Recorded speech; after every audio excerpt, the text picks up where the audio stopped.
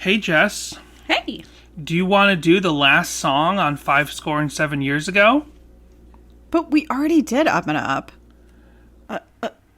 Oh, no. I can hear those sad memories still haunting me. So many things I do again. Hello, everyone, and welcome to Sadie Hawkins Pod. Welcome to spooky season on Sadie Hawkins Pod. That's right. We're talking about the most gruesome Relient K song this week, Deathbed. And not the bed that eats this time. That's right. We're doing it. I'm sitting here. We're doing it. It's happening. No man shall know the hour where Jessica will text me while I'm at work and say, you just want to knock out Deathbed this week? Yeah. So we do have top of the show business. Guess what, David Ketch? Now you have to listen to the My Girl's Ex-Boyfriend episode. Right. So this table, I swear to goodness, it's going to be our deathbed. Yeah, all the creaks. Good Lord. It's creaky, it's spooky, creaky, right, spooky death. It's intentional. It's intentional. It only works in October during spooky season. So we'll come back to top of the show business, but to just set up a baseline for those who are maybe newer listeners, or if you've been listening for a while but haven't listened to like every episode. It's been established on this podcast a lot more in the early years of the show, because now we're in the fourth year of the show. I thought we were in the third year. No, we're in the fourth year. We've had 3 anniversaries. Wow. Yeah. So. Right, because we don't have a Halloween song. Right, we did all 3 Halloween songs. We did all get 3 on it. I need more Halloween songs.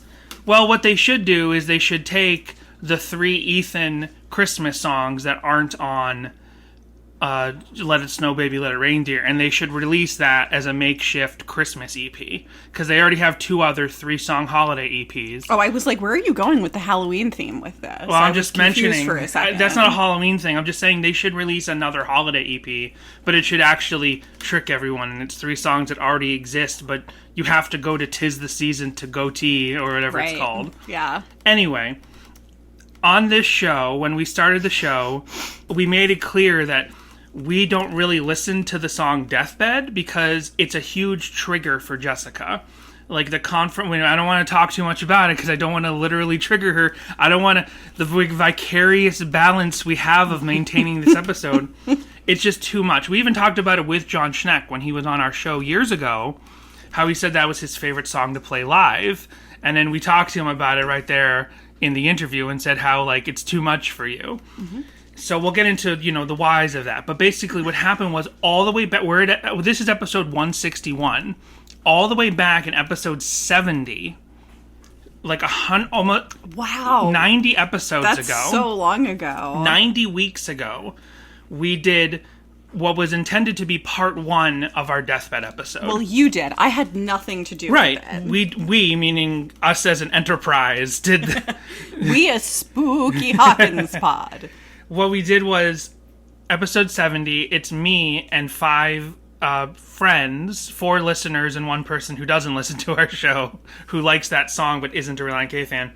I talked to them and got all their feelings. Basically like 5 mini episodes with different guest Jessicas.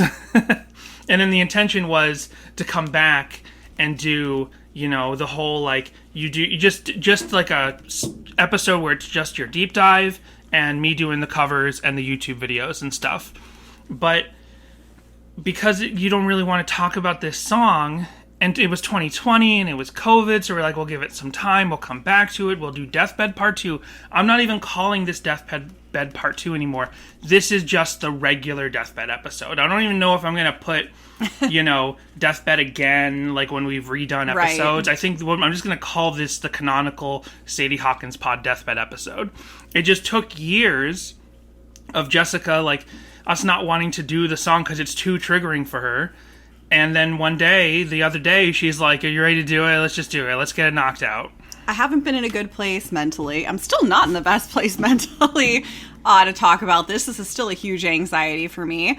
But I realized that, as we've discussed before, we're going through IVF and everything. And I'm running out of time to be able to take my panic attack medication. So if I get a panic attack from this, I was like, ooh, I need to do this before we get into one of these periods of time where I cannot take anything. So let's go ahead and just knock it out, because I realize that the clock is ticking. And you'll be more emotional when you're on those medications. Oh, yeah. And just being pregnant, and God willing, if things go well with the IVF and you're pregnant, if we're pregnant, we won't really want to talk about your anxieties in that context where you're pregnant. So it was like, we got to get this done now. So here we are. We're finally doing it.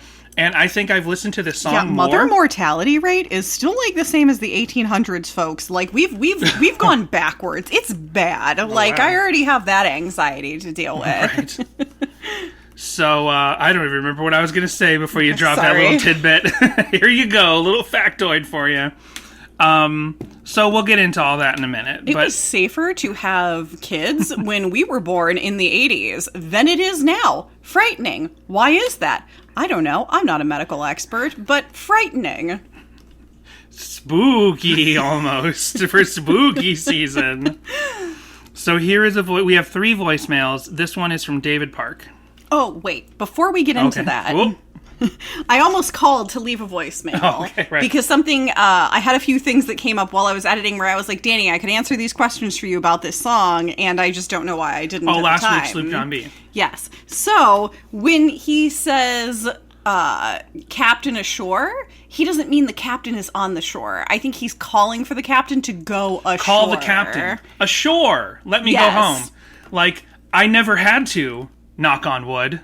Exactly. It's not I never had to knock on wood. It's I never had to knock on wood. Right. He's like, I never Captain, had to we feel need to go a ashore. pain so powerful, so heavy I collapse. Knock on wood. Sorry. That's a pet peeve of mine. Captain, go ashore so that we can call the constable and I can go home. Well, you've been telling me this all week, and I realized something about Sloop John B.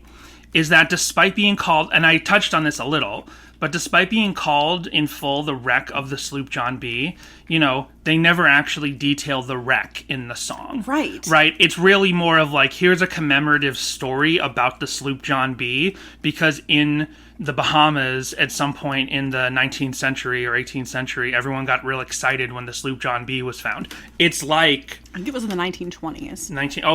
Was that when the wreck was found? When they discovered the wreck, yeah. Oh, okay. Well, I was going to say it's kind of like how Steve Martin wrote the King Tut song because America had King Tut fever at the time. It's true, though. It's a true comparison. America actually had King Tut fever because the exhibit was touring the country in the 70s, and then... I'm like, Egypt fever also happened in like the 20s when they were discovering things. A lot of stuff happened in the 20s. America has had periods of Egyptian fever, but the King Tut song that Steve Martin wrote specifically was because there was a touring exhibit. That's why he says people line up just to see him and all that stuff. Anyway, I realized that, like, as a folk song, it was written to commemorate the existence of the Sloop John B, which was now known to have wrecked. But the song is just like, here's a crazy day on the Sloop John B. It's not the actual day of the wreck. And more confusing than that, the verses are ashore, on shore leave, and the choruses are basically when they're on the water. Because when he says... come on the Sloop John B, which makes you think he's getting on the Sloop John B. My grandfather and me, through Nassau town we did roam. It's kind of because it's a folk song, it's a little incongruous to the facts. Like, he's saying, we got a job on the Sloop John B, and we went around town on a shore leave or the night before we left, and we started drinking. And then the other guy... the guy who breaks into the people's trunk or the captain's trunk, he's doing that while they're also on shore, so that's why the constable can be called. So what a confusing song. Again, it's a folk song. It's not like it was written by a couple of people. It was written over, like, generations, passed down orally, but in the verses they're on the land, and in the choruses they're on the sea. Like, that's so confusing. So go ahead and play David Park's voicemail. Okay. Danny and Jess, it's David from Jimmy Eat Paul. I'm over here rearranging my desk and listening to the Sloop John B episode. And, Danny, I just needed to give you some validation. I, too, was one that scoured every album I owned liner notes. I found Jimmy Eat World because Mark and Tom wouldn't shut up about Jimmy Eat World in all their interviews and on their liner notes and everything, and that's how I found Jimmy Eat World. That's how I found so many bands, by reading the liner notes and obsessing over interviews. So just wanted to express my solidarity with you in that. Bonkers to me that not everybody does this, but I think there are more of us than we think. Dozens of us. All right, bye. My phone froze. I can't reset the voicemail app. Okay, thank you, David, for calling. Yes, I know. I'm sure that there's not. I'm sure I'm not by myself in doing this. It's just like when I talk to people who love music and then I find out that they like know one band. I'm like, I know it sounds like gatekeeping, and on paper technically is gatekeeping. I'm not saying you can't not like that band. I'm just saying like there's more to music. I'm more trying to open the gate and be like, hey, come on in. There's more to it than the one band you like. Sure. And if you examine the influences of your favorite band, you might not even like those influences. I said that last week, but what I didn't say last week is you might not like your favorite band's influences, but it'll give you more appreciation for your favorite band, because then you're like, wow, they took those crappy bands I don't like and turned it into something even better, into my favorite band. Right, like how Relient K has been influenced by They Might Be Giants, but like I hate They Might Be Giants. Well, I got news for you. Deathbed is basically a They Might Be Giants song. It is not. So, we have another voicemail, and this is from Bjorn. New patron. You've been Bjorned! Oh. Hey, Jess and Dan, this is Bjorn from Washington. Really enjoyed your podcast. I've been listening to it every day at work. So, I thought it's about time I subscribed to your Patreon, patreon.com/Sadie Hawkins Pod. You've been Bjorned. See? Yay! We both spoiled that, not having listened to this voicemail. No, I had listened to it. Oh, okay. But what happened was 2 weeks back when Bjorn called and he played a little prank on us with the whole Dan Bacchitis thing. Yeah. And I was like, you've been Bjorned. I was going to, that week when I tweet a bunch of stuff about the song we just did from, for the following week, I had in my draft, you've been Bjorned, just out of context. Gotcha. And I forgot to tweet it, and then I was clearing my drafts, and I was like, sometimes I'll find a draft from the previous week's promotion for an episode, and I'll be like, too late for that one, I'll just delete that one. Other ones I'll be like, okay, I can still do it. I was like, you've been Bjorned. Will people remember? I'm like, no, 2 weeks out, now it's really for the true heads, knowing you've been Bjorned. It's the new you've been punked. Yeah, have I talked about on this podcast before? This is embarrassing. Why am I bringing this up? How punked was very big when I was in high school. Punk was huge when I was in high school. Green Day, The Offspring. And I always that's when I was in middle school. I accidentally made myself 3 years older. I always had a camera strapped to my hand, a video camera, and so I loved Viva La Bam. I didn't even really watch Punked, but I quite liked Viva La Bam. Not so much Jackass, but anyways, so I'm just closing the curtains. I decided to prank my mom. Right. And it is on video. We gotta find it. We won't have it for this week. I'm not gonna go in depth on what I did, but I shouted at her, "You just got junked." It's just punked. You got junked. I got junked. And your mom was like, she okay, she dear. Just looked at me like, we have it on video, and she just goes, "What?" Wait, what? Mortifying. Well, you've been Bjorned. So I think because I tweeted you've been Bjorned 2 weeks late, that pushed Bjorn to signing up at patreon.com/Sadie Hawkins. Outstanding. And I mean, I feel like we should just get callers to just rep us. Oh, yeah. Yeah. Instead of us having to say it all the Yeah, time. you pay us, and then you rep us. That's like our catchphrase. How unfortunate. What? Patreon.com/Sadie Hawkins pod. It's a useful catchphrase. Well, I guess that's true. It's not like some crappy 60s, some 90s sitcom catchphrase like Hachi Machi. Right.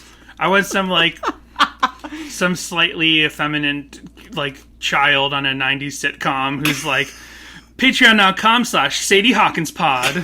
Because that's always what it is. I'm sorry if that was offensive, but I'm thinking of actually, it's not a 90s thing. I'm thinking of the kid from Fuller House. What's he say? Holy chalupas. Holy chalupas. We only got through, like, 3 random episodes of Fuller House. We were like, we're not watching this show, so let's kind of, like, pick a swath of episodes. I watched, like, at least the first season. Well, but... okay. So I must have ducked in with you on a couple of them.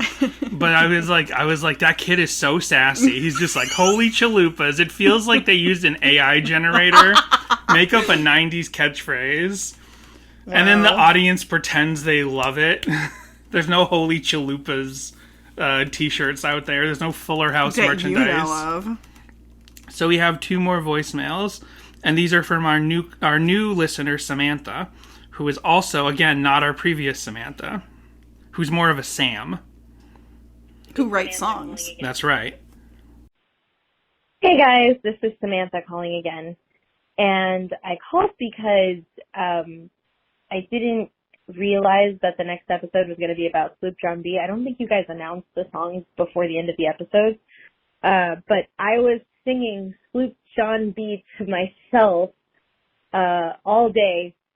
And I was like, why is this song stuck in my head? And then you guys released the episode, and it happened to be the Sloop John B episode. And I was like, oh, look at that. Look at that. Always coming in clutch. Well, I hope you were singing Feel So Break Up and not Feel So Broke Up. I love that. That's awesome. That's God at work right there. I have a possible reason why she might have had Sloop John B in her head before the episode came out. Oh, okay. But I'll explain it after the rest of her point in the voicemail, because it ties into that. Okay. I was hopeful that this recording would come out a lot more clear than the last one that I did. I was kind of disappointed in myself because I'm over here like, I'm trying to start a podcast. How the heck? So listening back to that voicemail, I was like, oh, there's so many things that you can sort of hear and not really hear. Thankfully, my family was marked safe in the hurricane. I wanted to get that out there, so everybody's fine. But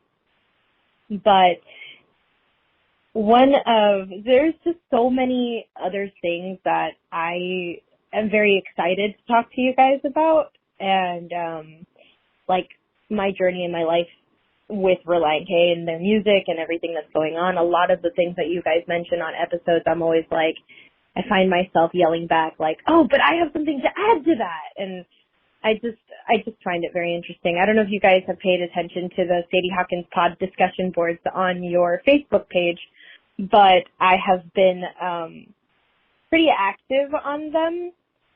And I think it'd be a fun thing to do if you guys post like the songs that you plan on talking about or the songs that you've already talked about that maybe you want to hear from others and how the lyrics have impacted them, or how the lyrics, how they interpret their own lyrics. Because there's so many times where I am listening back to what you guys are saying and I'm like, oh, but the lyrics could also be interpreted this way. And so I just, I'm not going to tell you guys how to run your show. It's your show, obviously. But I just thought that would be an interesting tidbit.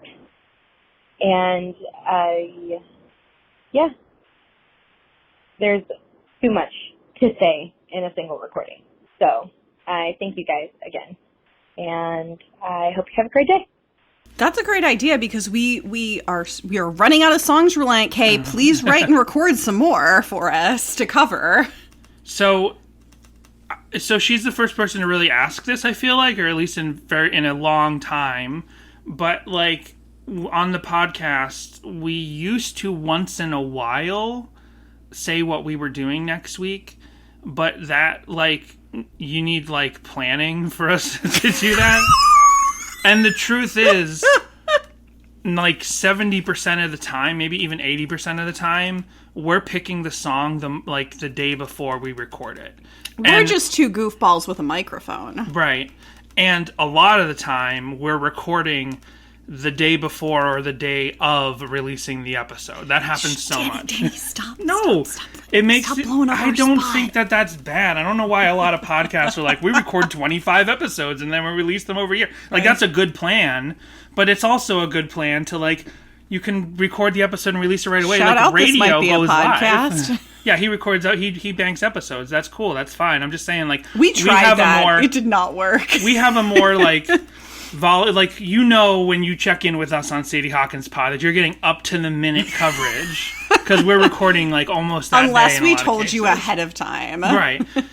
Like, it was a lot easier during the pandemic to make kind of more plans, although then also, like, being home all the time and working from home, we might still pick a song and then kind of sit and I'll work and, like, not really get the episode ready. So we just haven't, like, we don't know the episode sometimes until a couple days before it comes out. Now, in this case, Deathbed, Jessica actually told me like 6 days ago that this is the song we were going to do, and I got excited, but I purposefully chose not to reveal this ahead of time because it should be a surprise to longtime listeners that we're suddenly doing our second Deathbed episode. That's supposed to be a surprise. So I know that this is a big song that people probably would want to call in ahead of time to talk about, but I deliberately wanted to leave this as a surprise in your podcast feed. So I apologize for that. But yeah, I mean, we'll try, but that's honestly the reason why we don't really announce episodes ahead of time. Now, what I'll do sometimes is when I know when we've already decided what the episode is, maybe we've already recorded it, maybe we haven't recorded it yet, sometimes I'll send out like little tweets, little jokes about like little winks to people who are paying attention to, like, here's what we're doing. Like, hey, we didn't have an episode last week, but I know we'll be forgiven for next week if we release an episode next week because we're doing Forgiven. Corny jokes like that to wink and say what it's going to be. I tweeted about the Beach Boys like 2 or 3 days before the Sloop John B episode came out because I knew we were doing Sloop John B. So it's possible that Samantha saw that tweet, ended up singing Sloop John B in her head, and then the episode came out. That's a possibility. Or we just have a psychic connection to our listeners. Could be. When we did our first Deathbed episode, because it was like a whole like listener episode with multiple guests and me, I put the call out asking people to call in voicemails, and we only got one. So the other thing is, like, sometimes we let people know ahead of time, and we have great engagement, but we don't have like heavy, steady engagement. Right. And to be fair, that was rather early on in the podcast. So right.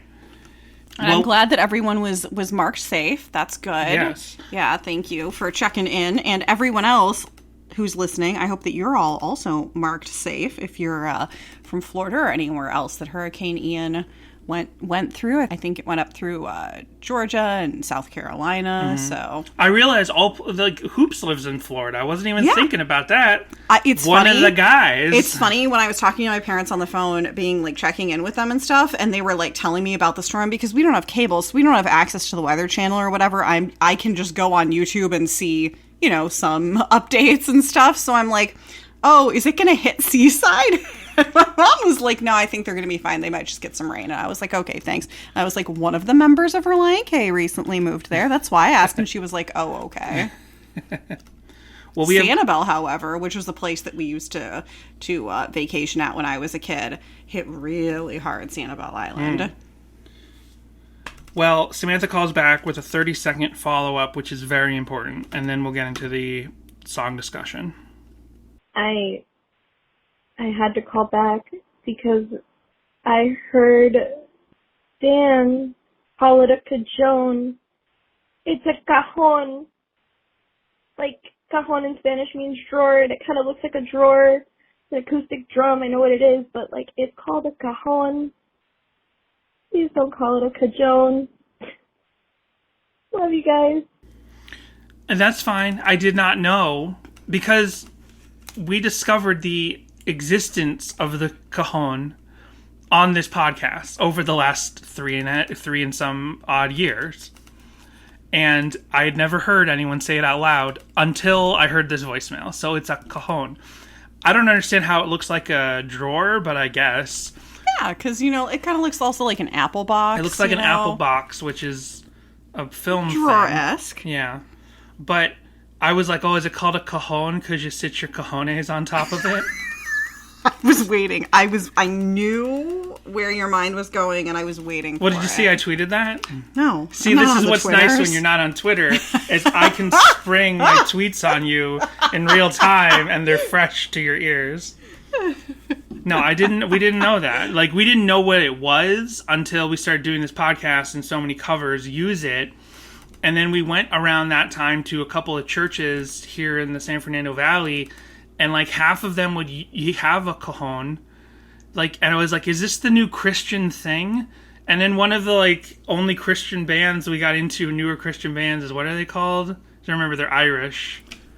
Wren Collective. Wren Collective, and they have all kinds of earthy instruments like the cajon. So, Hey Dan, what's the name of that chicken restaurant? What's the name of that one? I don't remember this. What's this reference? I don't remember. Is this an inside joke we have? There's not one too far from us. Their catchphrase, which they've gotten rid of for problematic reasons recently, was "Crazy You Can Taste." El Pollo Loco. What, because I'm saying it correctly? Yeah. Instead of El Polo Loki or whatever I said. I don't know what I used to say. I loved the radio guy who would be like, Pollo Loco, crazy you can taste. I was like, I just love the way he says that. But then they got rid of that slogan because you're not really supposed to say crazy. A lot of enthusiasm there. But they still call it Pollo Loco. Well, yeah, it costs a lot of money to rebrand a whole company. You've got that name recognition. Pollo Wild. Because yeah, supposed to say wild instead of crazy now. So Pollo Wild. I don't know what Spanish for wild is. That's okay. There used to be in Florida a chain of restaurants called, and I'm going to say it wrong, and slightly intentionally. No.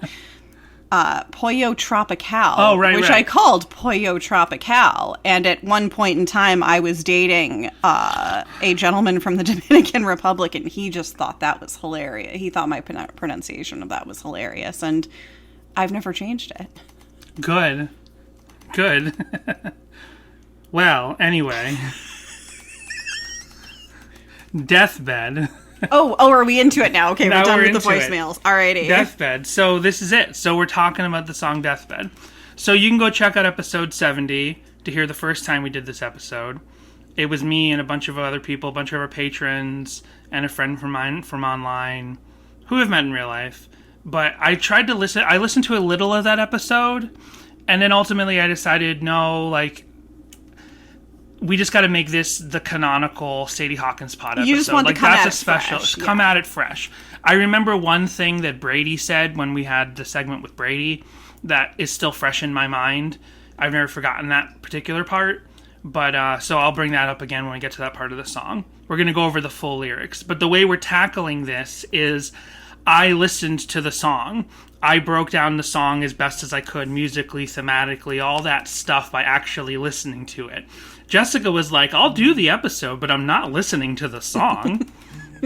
I was going to edit together a special Jessica version where because really it's the death stuff that's the big trigger. So during all the choruses, the here is... And the end bit. And the end bit. The here on my death, this is my deathbed, lie here alone, blah, blah, blah, all that stuff. I was going to splinter out those lyrics and then just leave the story of this, like, sad boomer guy. And just, like, here's the upbeat song about this sad boomer guy who has a failed marriage and he goes bowling and he likes to drink bourbon.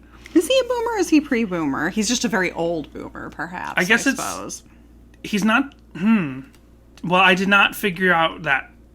We'll go over the lyrics. Yeah, that's a good question. I guess, is this technically the greatest generation or the silent generation? The silent generation, not the greatest generation. He's the silent generation because I think he's too young to actually fight in World War II. Correct. Now, he could have gone to, like, Korea, probably. So right. I believe that is the silent generation. Okay. So anyway, So I listen to the song, and we'll go over it in that way. Jessica's just has her own notes. She did her deep dive. She's looked over the lyrics. We'll discuss the lyrics.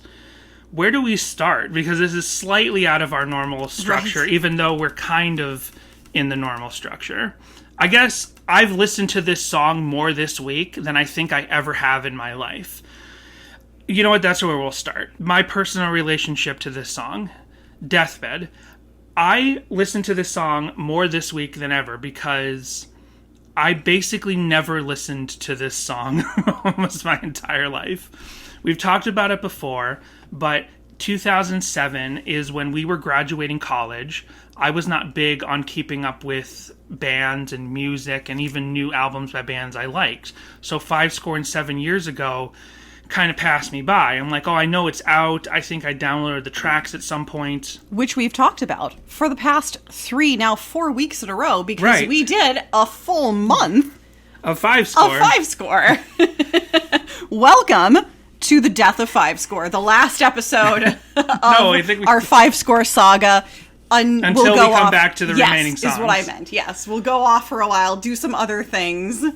But because I'd already been a fan of Relient K from the release of the self-titled, like, up through, by 5 Score, it's that point of, I've been into this band for 7 years now, and my life is getting really busy, so it's taking a back seat, and I'm not leaping on the new song. And there's new fans, there's new generations of fans who will experience them in ways that I'm not able to experience right now. That's fine, I'm just not able to do that. So this being an album that I didn't, like, ingest in full when it was released, like I had for the first 4 albums, this is definitely a song I never got to. The fact that it's 11 minutes long, it's at the end of an album that I barely ever listened to. Like, I had hardly ever heard the electric version of Up and Up, which is one of my favorite Relient K songs ever now. But I had just never really heard this song. And honestly, when we went to... this is the first time I'm putting this out there as the guy with the Relient K podcast. When we went to see the 2016 tour and they closed with Deathbed, I was like, oh, yeah, this song. What's this song called? How does it go? I really didn't know it at all. And it's a huge song. It's a cult within Relient K almost, because it is such a massive work of art and such a big song that you can dissect its place in, like, Relient K's canon. You can view it in a number of ways. I don't think I'm alone in the Relient K fandom to say, like, that, you know, it never floored me. Like, I'm sure there's other fans who probably skip it. I think there's we've heard from a lot of people who say they like Deathbed, but that doesn't necessarily need to be on this album. I've heard that from a lot of bigger fans than me.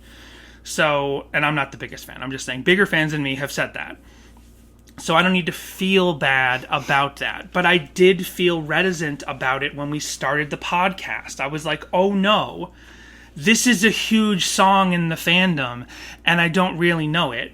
And then, because of my emotional connection to Jessica, knowing that the confrontational aspects of death in this song, it's confrontational. That's what it comes down to. Whether or not you find solace and peace and beauty in it through your faith is irrelevant.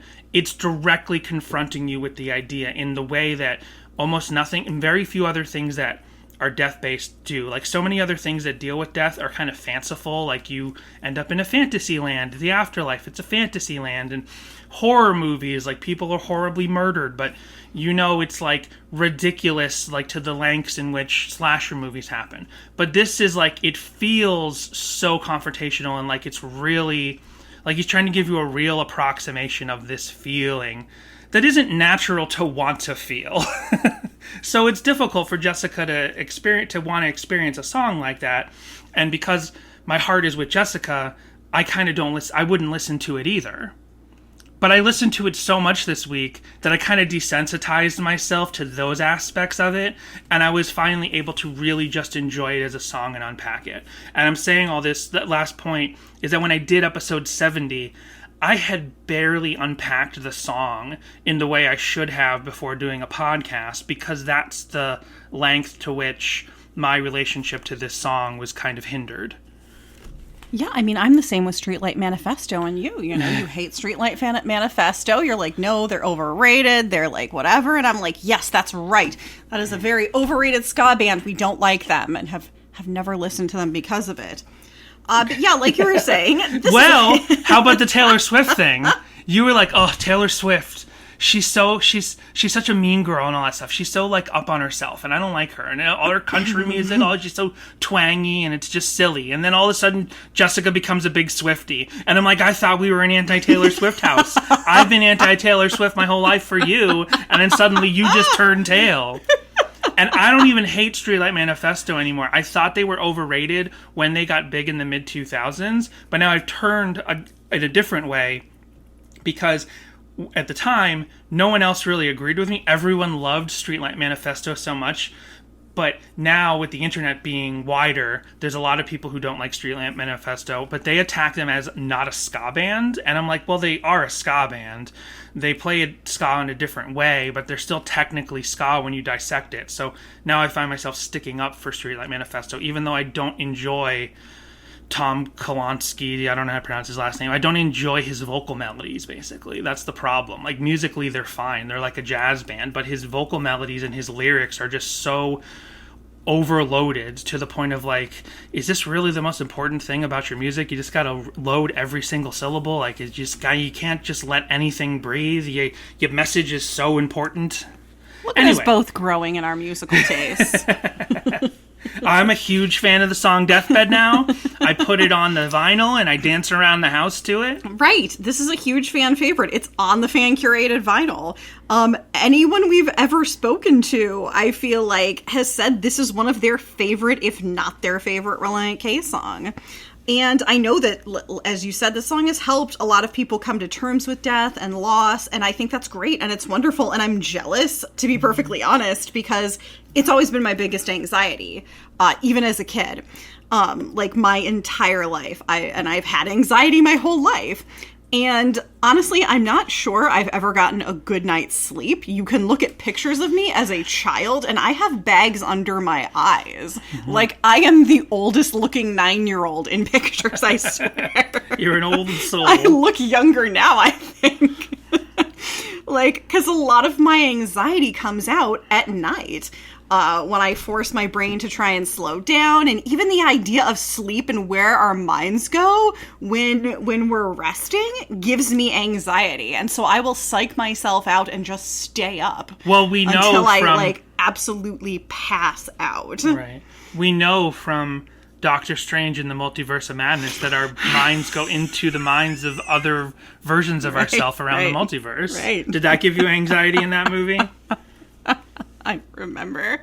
I also have ADHD, so during the day, my brain is going in every direction and usually just taking my body along for the ride. So I tend to do a little better as far as, like, intrusive thoughts are concerned during the day. But at night, just, like, forcing myself into that calmer place, it's like, forget about it. And that's That's why I read every night. And I read some nights until well into the early hours of the morning, until I'm finally just so exhausted that I can't think anymore. And, like, my eyes just close and I pass out.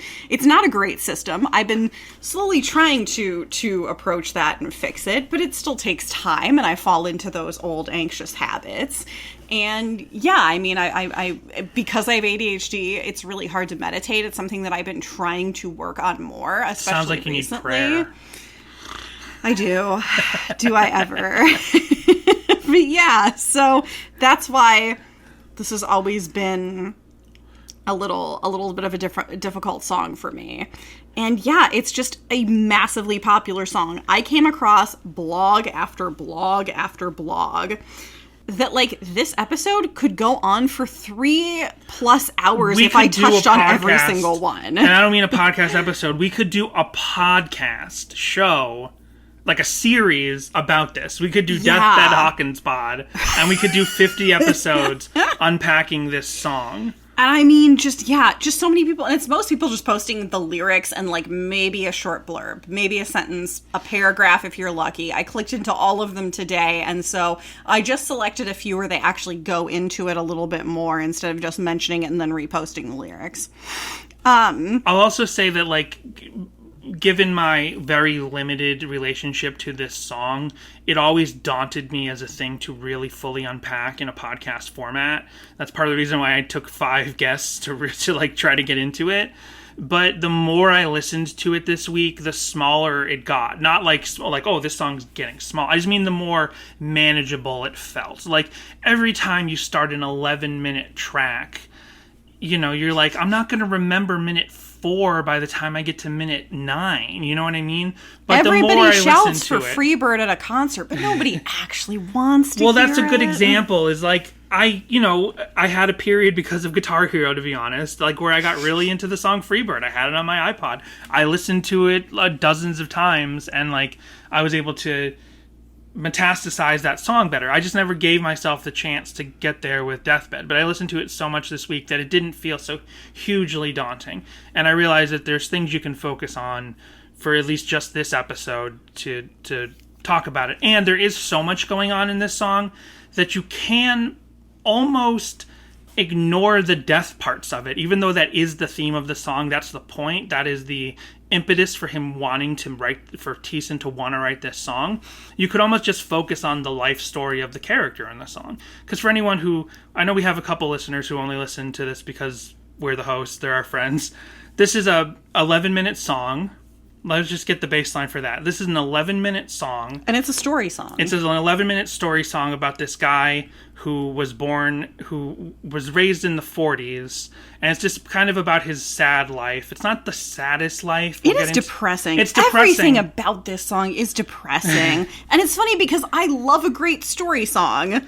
And yet, like, I love Runnin' by Relient K. In this, in the same universe. Yeah. And stories. Brandy, You're a Fine Girl, and Wichita Lineman, and Same Old Lang Syne, and Hackensack, and Return to Pooh Corner. Just some of those are melancholy, but just like different chorus vibes than this one. Right. So it's framed in this whole construct of the guy is on his deathbed. He's dying. He's waiting for the moment, and then he reflects back on his life, and then these choruses, well, they're not choruses, these other movements of the song kind of pick up. Because it's always like slow piano, slightly mournful piano moments of when he's old and talking about how he's about to die. And then suddenly it like picks up. And I think the musical choices for all those sort of flashback sections are very deliberately picked and written and arranged. I want to get into more of that in a minute. But do you have more you want to say? Because I do have notes about actually decoding the song, and actually talking about the music is on me because you didn't listen to the song. That's right. Yeah, it's funny because Danny had mentioned, he's like, oh, we're going to talk about Diner this week. And I was like, oh, okay, why? And he's like, just, Diner, Diner the movie. The Barry Levinson movie. Is it Barry Levinson? I got to double check that. Go ahead. We'll just leave the edit in. I'm a bad movie fan, but go ahead. So it's funny because I was like, yep, Barry Levinson. I was like, this song, as soon as I read through lyrics, I was like, this song is very much like the movie Diner, which is one of my least favorite movies. Men and American society in the 50s and earlier, it's just depressing for everyone involved because everyone deserves to be happy. And it's just about that, like, being forced into, like, to getting married to whomever, high school sweetheart, whatever, someone that maybe you don't even click with or don't even particularly like. Right. And just everyone just kind of being miserable and spending their evenings at the diner, like, instead of with their families. So the movie, So there's so much going on in this song that there's multiple reasons why someone might like it. But if one of the things you're drawn to about this song is the story of this guy and his growing up from the 40s into the 50s, and then the dissolution of his family, and if you're just interested in that kind of story and that kind of character, if you're interested in his human aspects that are told in this story, check out the movie Diner by Barry Levinson. It's from 1982, and it's kind of a nostalgic movie for 1958, and it stars Daniel Stern, Wet Bandit himself, Mickey Rourke, Kevin Bacon, Tim Daly, Ellen Barkin, Paul Reiser. It's just about these like guys who are kind of like they're just recently into their manhood. Like they're a couple years out of high school, and they're these like Baltimore 50s guys. And unlike a movie like American Graffiti, which is about going out and having fun and its adventures. It's about these like people who are. It's like what happens to the American Graffiti people after, and not more American Graffiti, because that's in its way a comic book of a movie. But this is like the sad after story for American Graffiti. It's like these guys who are just working, and America only gives them so much, and society only gives them so much, and they build their corners of the world, and they're happy with their corners, and they're happy with what they have. But I made Jessica watch Diner because I'd heard about it as this reference of like people in Generation X who would watch that movie. Like I remember Mark Maron talking about it a couple times when I used to listen to his podcast, and other people of his generation. I'd be like, I should check out Diner. I'm going to check it out. And we watch it, and Jessica's like, these people are all a-holes. And they are, but that's because that's the construct socially of like a man in America in the 50s, right? Like that's all, and they get married, and they're just getting married to get married because they kind of need to get married, and they're more worried about like, can she cook, and will she understand? Like he makes his fiance do a sports test because he's football test specifically, he thinks he's so focused on the unimportant things of life that he thinks this is important. Like, my wife must know football. And he's straight up like, if she doesn't know, I'm not... One of the guys is like, if she doesn't know, I'm not going to marry her. Yeah. Like, and he's dead serious about it. And they all cheer when she manages to pass it. Like it's a big climactic moment. Right. Oh, great, you get to marry this piece of garbage. Yeah. But that is how the world works. So when I hear this song, and I hear this guy in this story that Matt Thiessen wrote, I'm like, this was how it worked. This was how life worked for these people. So you can check out Diner. It doesn't have the salvation and the Christ in it, but it's the same kind of people, the same kind of men as the guy in Deathbed.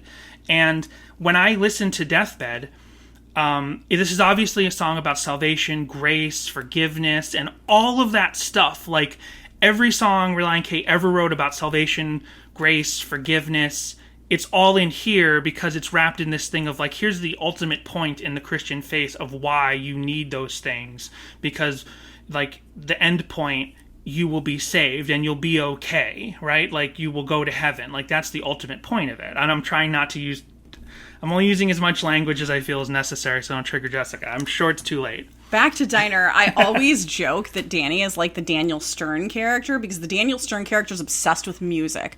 Music is his thing. And so he has this very like particular way of organizing his albums, and he gets so mad at his wife that she took an album out and like didn't put it back in the right spot. When I married Jessica, it drove me crazy. If she would borrow my CDs...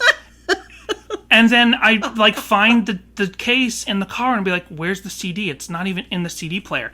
If the CD isn't in the CD player, I'm doing the Daniel Stern thing, but it's like, these are, and I really connected. Now, he was like really upset at her, but like the anxiety of him is like, the anxiety for that Daniel Stern character is like, life sucks. And like the society, like all these promises I had as a little kid, like they're not coming true.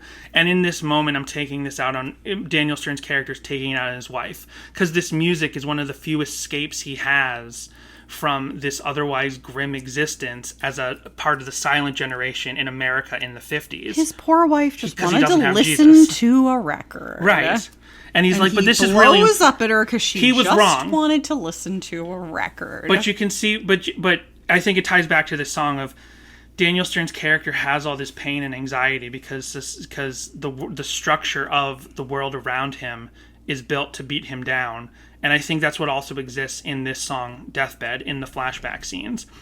Like, a lot of people, I'm sure a lot of the blogs you found, and I have one YouTube video where it's like, this song is about how you need God to, you need salvation. And I'm like, yes, that's true. That is true about that's what this song's about. That is why Matt Thiessen wrote it. But when I hear the story of the guy from Deathbed, if you just listen to those sections, it's sad, but this guy's story is not different from almost any story you can hear from the time. It's like, this is kind of how society built them. Like, he got this girl pregnant, and then they just have to get married. But the thing was, back in the 50s, you didn't necessarily even get married to people that you really felt like you loved. Like, the idea of marrying someone you love, it's like, oh, I like that person. Yeah, I love them. Like, that was, like the freedom we have now to marry, to, like, take our time getting to know people, dating, and find the people that we really love, and then only marry them when it really feels like there's a connection. That's a thing that we have now in our society that they didn't even have 50 years ago. So it's like, this Western society was, like, built against people being happy. Like, they had to play their part, they had to do their thing, and that's why you have, like, guys that drink at the American Legion Hall and they just want to sit on the couch when they're not working all day. They just want to sit on the couch and drink their beer because they don't have anything else.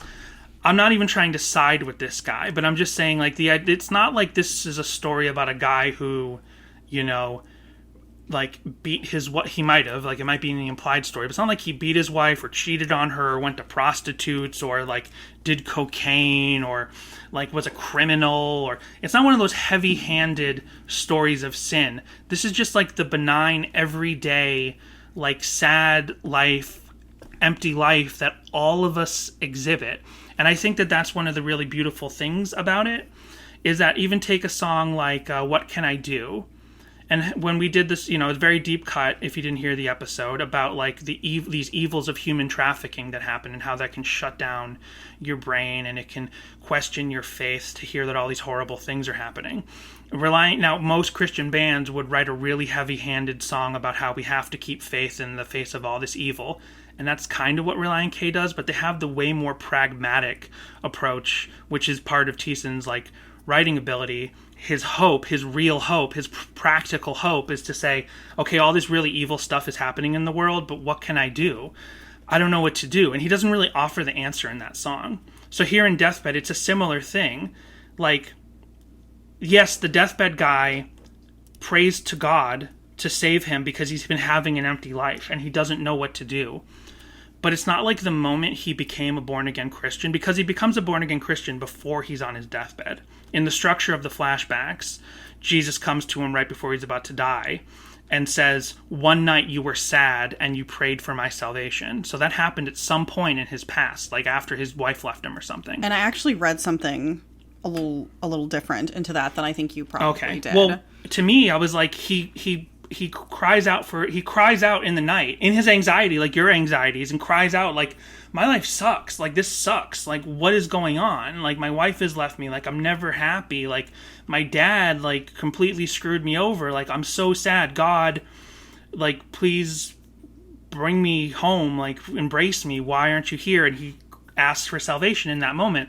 But it's not as if at that moment his life suddenly starts to get better. It's not like he suddenly starts to get health and wealth and he lives a happy life from that moment on. He just prays that one day and he continues to live the same sad life and he keeps trying. And then even on his deathbed, he's like, my last days aren't going to be happy because barely any of my days have been happy. So many other Christian bands would have tried to write a song like Deathbed, and the moment he gets salvation, he's suddenly happy, and his life is straightening out, and his wife comes back to him, and his kids come back to him. But that doesn't happen in this, because there's a pragmatic approach that, to me, Thiessen brings here, of here's this sad guy locked in this society that we nowadays in 2022 cannot understand, barely, unless you watch movies like Diner or novels that are similar, and it's like, you know, or maybe you experience it with family members or something. This kind of stuff still does happen. Like these kind of, you know, empty family experiences absolutely happen. But they were the norm of the time when these flashbacks are set. So yeah, to me, it's just so depressing, because not only is this about a dying man, it's about a dying man who is filled with nothing but regrets. And it sounds like, to me, maybe he like cheated once and he felt so guilty that he reached out to Jesus. But that was the happiest moment of his life, from what, like, and there's some lines I'm going to get to in a second that lead me to that conclusion, or how I read into that. And it's just so sad, because finding comfort and joy in the arms of another, like, for the first time, but he forces it down and chooses to conform because of these preconceived societal norms. Like, it just feels so upsetting and unfair. And so when he says, what have I done? You loved that lamb with every sinful bone, and there you wept alone. sort of is what leads me to believe, like, maybe it was like there was like a cheating scenario or something, and then he was laying there alone afterwards crying because he committed this sin. Yeah, I haven't really unpacked the whole lamb wolf thing that happens a little over halfway through the song. I didn't understand exactly what he's referencing. I was hoping we could unpack that when we go through the lyrics, but it seems like you have an idea. I was like, is this in reference to his wife and his relationship, or is he the lamb? Or was his life the lamb? Like, he tried to love his life, but he couldn't love it correctly, and he, tried to fill it with the things that were available to him, and it failed, and he basically killed it. Like, I don't know what he's referencing there. I couldn't unpack that just by listening to it. The song's just a bummer. It's just a massive bummer. He mentions Jim Beam in this song, though, which is exciting because I get to shout out the family joke that Jim Beam put my mom through college because my grandfather owned a printing company, and they did the labels for Jim Beam for many, many years. Oh, shoot. Best intentions, I'll just say what would have been way funnier to do.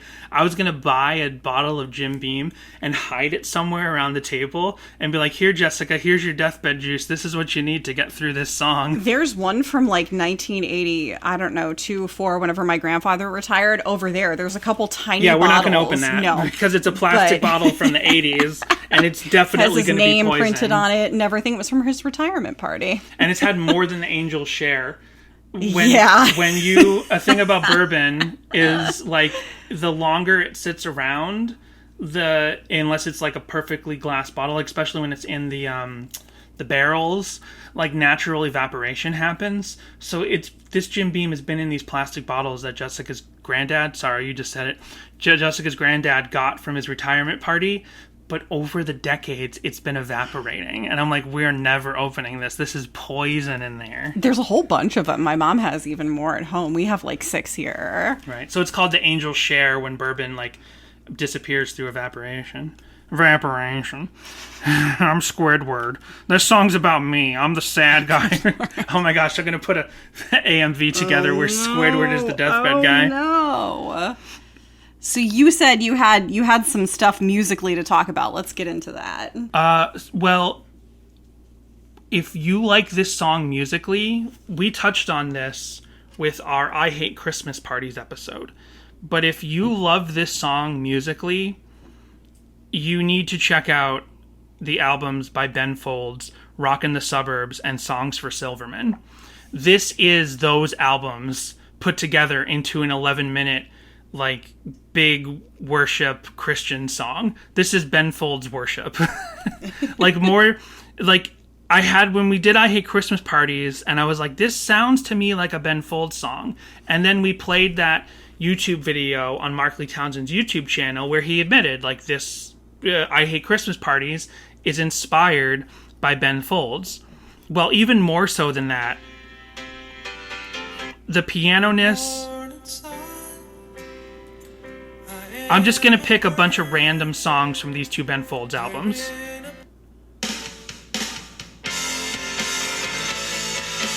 Because Ben Folds is so, like, jazzy and also has, like, so many different influences in his music all around the core of him being a piano player. Yeah, it's a little bluesy, a little 70s.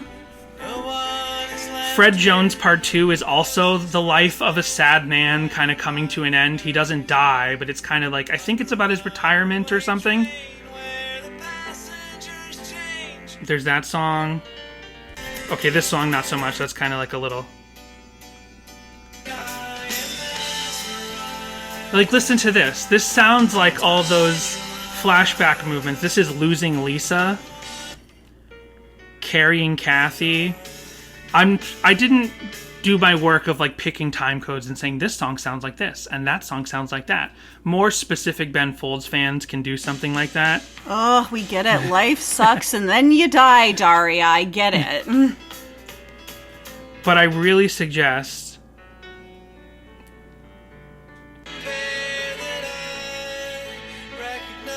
so you don't need to listen to Deathbed. I could just force you to listen to some sad Ben Folds albums. Like, these literally, to me, sound like Deathbed. Now, the thing is, do you like Ben Folds' voice? I don't really care for Ben Folds' voice. So I don't know how much you feel like you know this song musically, but does any of that even sound remotely like Deathbed to you? Yeah, no, totally. I've heard this live a couple of times. Right, of course. I mean, to the point where when it came on at the 2016 show, that wasn't the last show we went to. Oh my gosh, I'm living in the past. I'm so used to, prior to the Amiya tour being like the last Relient K show we went to back in 2016, that when it came on, I knew to go to the bathroom and like stay there until they were ready to do the encore so that I could avoid it. And this song, Jesus Land, this is clearly a direct influence because Jesus is in both songs. Does John Foreman come out in this one too? Yeah. So, yeah, I just think that this song is like basically... and so many songs we've talked about throughout this podcast, we keep like finding little songs on the first, by little I mean less popular songs on albums, I think albums 3 and 4, and maybe some of the EPs, and I wish I could remember which songs I should have written them down, but we're always like finding songs that have movements within them, like Relient K's 4 and 5 minute songs that have little movements and build dramatically, and we're like, well, this feels like a prelude to putting together Deathbed, which must have been a big undertaking to arrange a song like that. Even if, like, musically it may have taken a lot of time to write, like, it seems deceptively complex in the writing of the song, I think, because it is, like, the same... He keeps repeating some of the same ideas over and over in the 11 minutes. April agrees. And they come together into one full 11-minute song. Unlike some other, like, really long songs, like NoFX's. Jessica, April's like, how dare you mention NoFX? They're not Christian. April Jessica. Like NoFX is April, the decline. come here. I need my emotional support animal. I'm gonna get you. Oh, this is why you can't get the jacket. This is why you can't get the emotional support thing, because we're your emotional support animals, not the other way around. Oh, so no. One of the best things about this song is what I was just about to touch on, is that it's 11 minutes on the record, and it is not like 11 songs. Like, say, a really long song is NoFX's The Decline, which is really, like, 8 songs, like, that just keep switching up. It's not really 20 minutes? How long's The Decline? I don't know. I haven't listened to it in forever. But NoFX's The Decline is really just a whole bunch of punk songs that keep switching back and forth between them. This is an 11-minute song that is a full song. It's not a bunch of... to me, it's not a bunch of separate songs kind of stitched together. It's one full song that sustains for the full 11 minutes. It's like a movie that's like where you don't... an hour and a half movie where you don't feel a second of the runtime, or a 3-hour movie where you are like... oh, no, it's the opposite. I just got it backwards. Like a 2.5-hour movie where you don't feel a second of the runtime, or an hour and a half movie where every second you're like, oh, when is this over? That to me is Deathbed. Like, it sustains the whole time. Even though it's 11 minutes long, it's worth the 11 minutes. Like, he actually somehow doesn't allow it to really get old, even though he's repeating musical phrases, he's repeating certain ideas, but changing them in different sections. I'm not a music critic. I don't know what I'm talking about.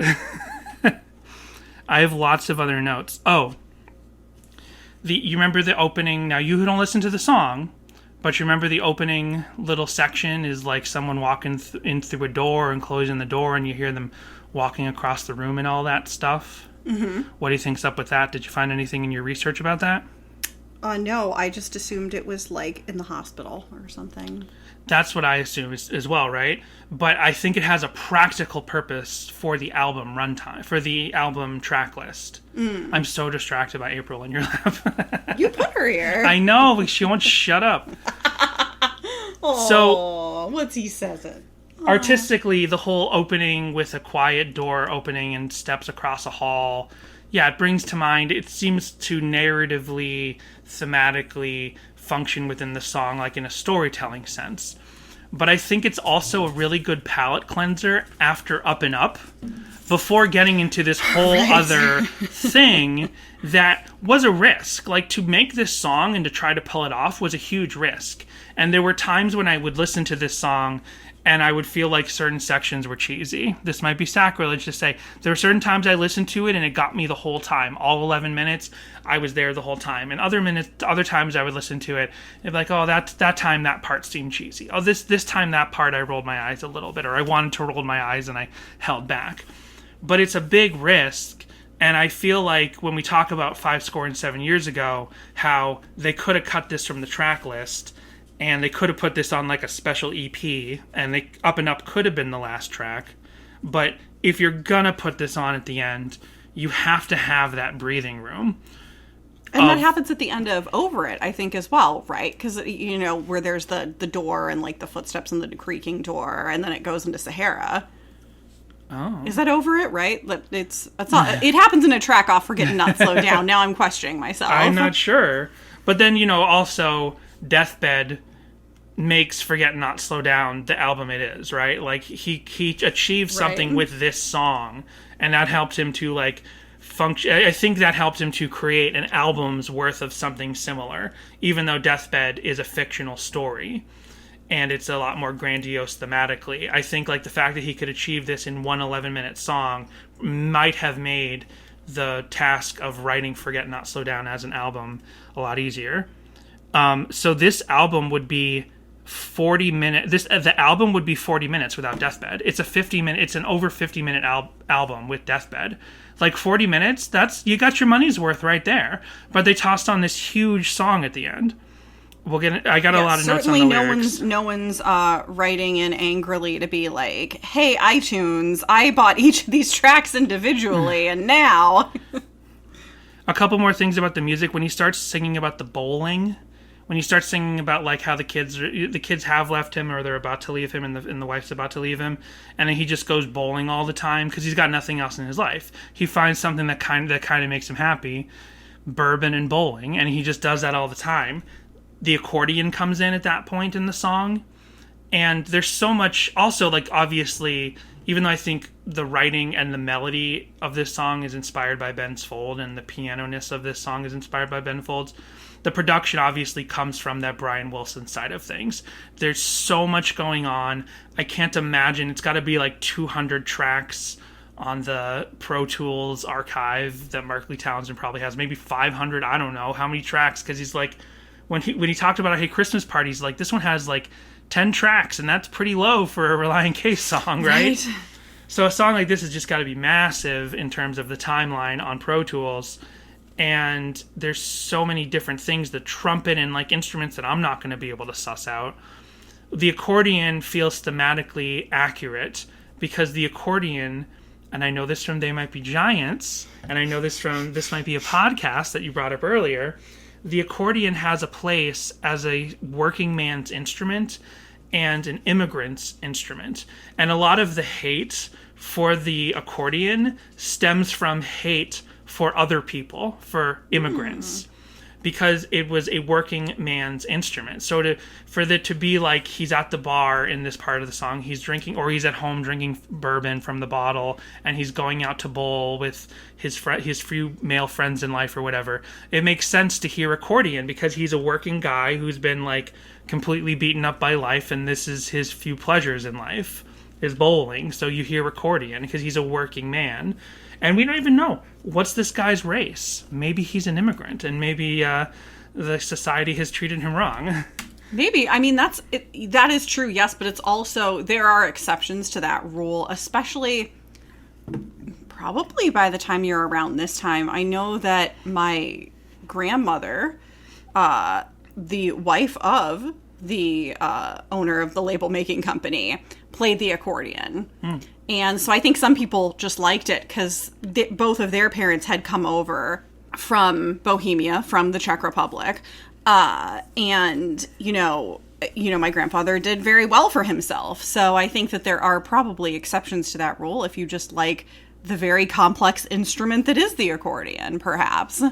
Maybe. Going back to the beginning of the song, That's nice. I didn't know any of that about your family. I've mentioned it before. Well, now I have a podcast to remind me of all those things that I'm always forgetting because I'm a bad husband. Multiple times, in fact. So the traveling preacher, his dad is a traveling preacher. Are we doing Sure, the lyrics? you've seen a picture. Are we doing the lyrics to the song overall? Are we going to read through them? Up to you. If you think we should, we are starting to run a little long here, and we definitely have a lot of stuff to get to in the deep dive. But I know, again, this is just a massive song to unpack.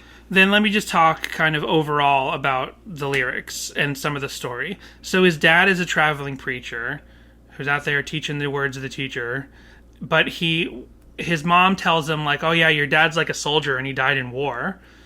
I'm a little confused on the logistics of that side of the story. It's like, well, it sounds like sorry to interrupt, but he probably left.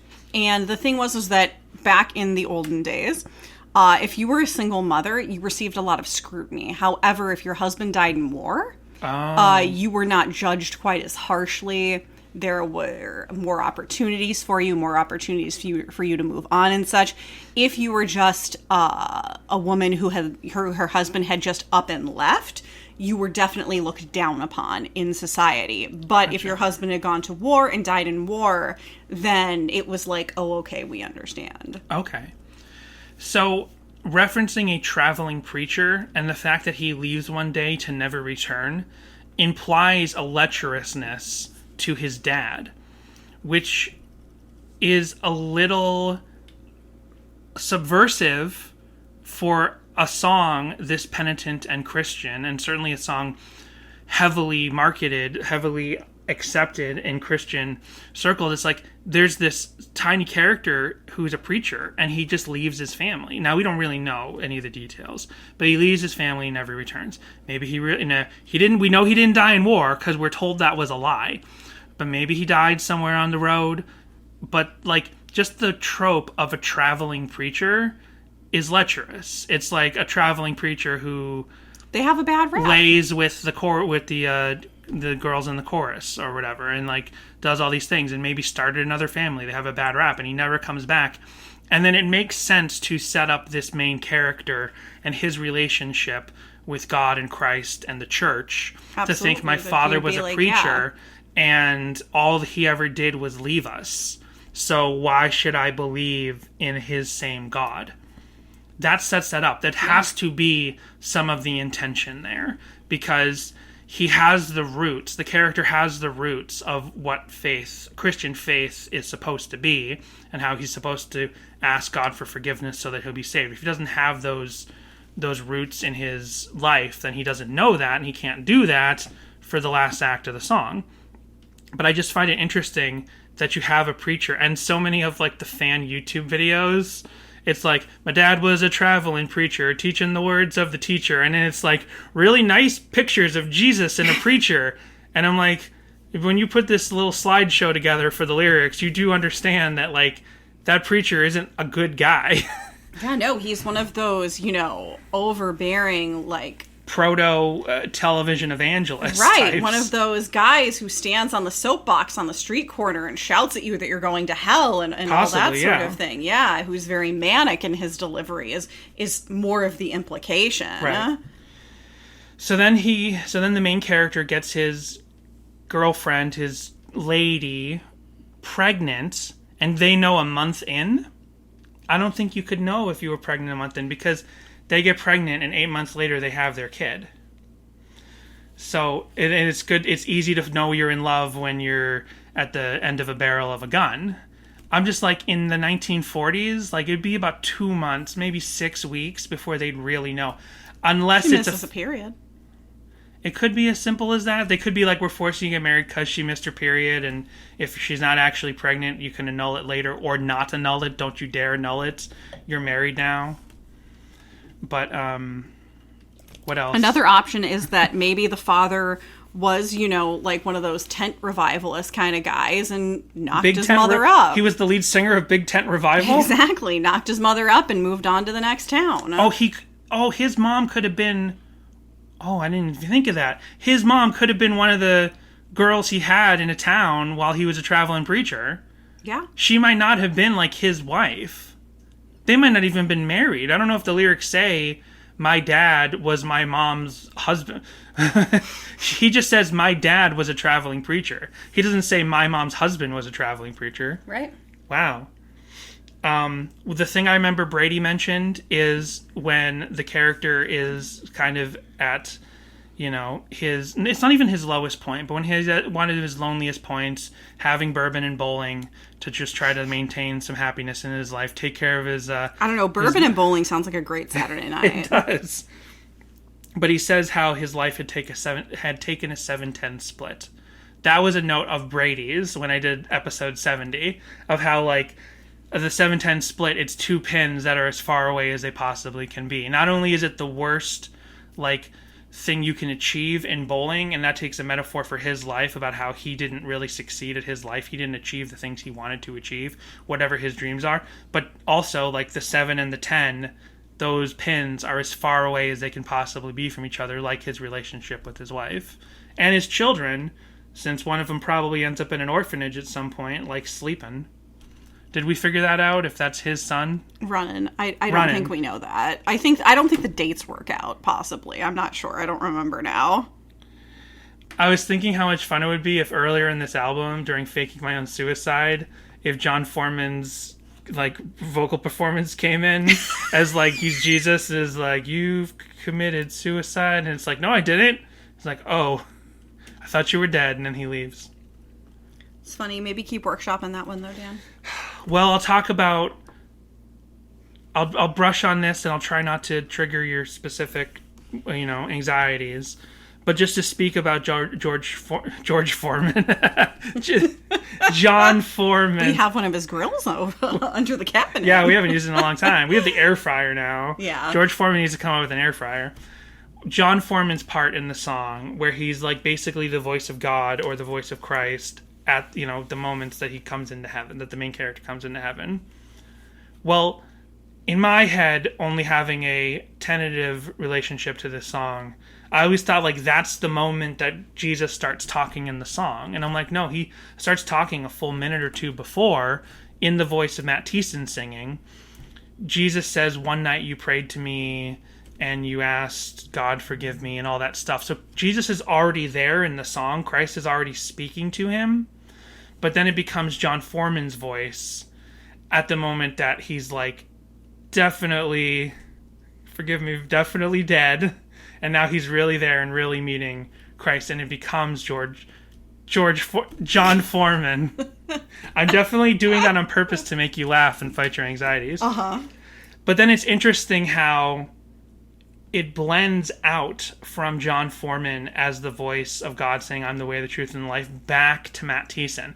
Not a stark, John Foreman ends and Matt Thiessen picks it up. They almost relay race that line in the end. John Foreman. I will keep wanting to say George Foreman. For the promotion for this episode, you could make a little meme of George Foreman as God holding some, by a grill holding I'm the some way, tongs, the truth, and the and life. he's just standing there with, light rays coming out of him, standing in the clouds. I don't know anything about the Switchfoot memes world, but I feel there's probably a lot of John Foreman grill memes out there. Perhaps. I could probably type in John Foreman grill and find a couple mock-ups of such an idea. Now, can I torture you with 1 second with the very end of the song? No. So the most beautiful part of the whole song is the last 5 seconds.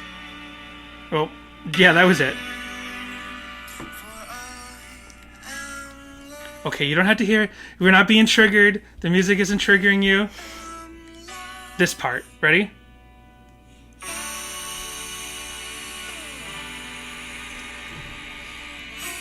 That's so nice, and I wish it was in a song that you could enjoy. It's very pretty. It's such a lovely way to end the song, and part of me kind of wishes when he goes, I can't sing. When he goes, when he does that, I kind of wish he did it twice. Because that would just feel so nice. And especially when I listen to the live version. He did it twice? It'd be so nice if he did it twice. Did it remind you of some other song?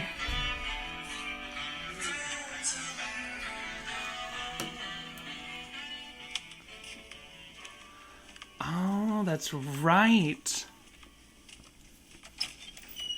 So Over It Into Sahara uses the door squeak in the opposite way. Up and Up is a big rollicking rock song, a big like triumphant fun rock song. And it's like, okay, we need to cleanse the palate just a little bit. Let's do some steps in a door hinge squeaking to get us into this sad, dramatic, penitent, salvation-based moment. Over It Into Sahara does the opposite. It's like this was kind of a quiet, nice, gentle song with a groove, but now we're going to get big and rockin', so we need a quick palate cleanse. Hey, the steps on the hallway and the door squeak worked for Deathbed. Let's do it again.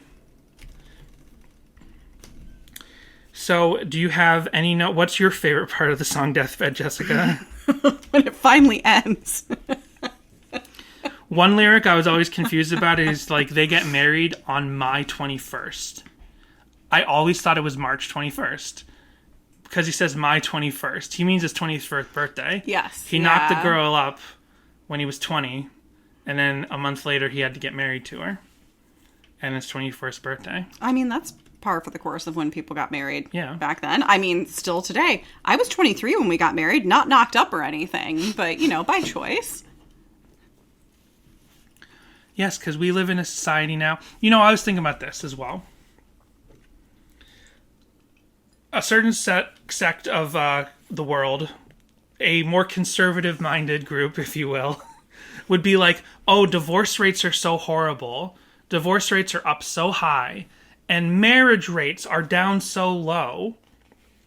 And to me, now the divorce is sad, but the marriage, but it's fine. And the marriage rates being low, this is all good, because this means people are realizing that when they get married and they shouldn't have gotten married, that they know they should back out. Now, of course, there are stories of like heartbreak and people think they're supposed to be together and then they're not.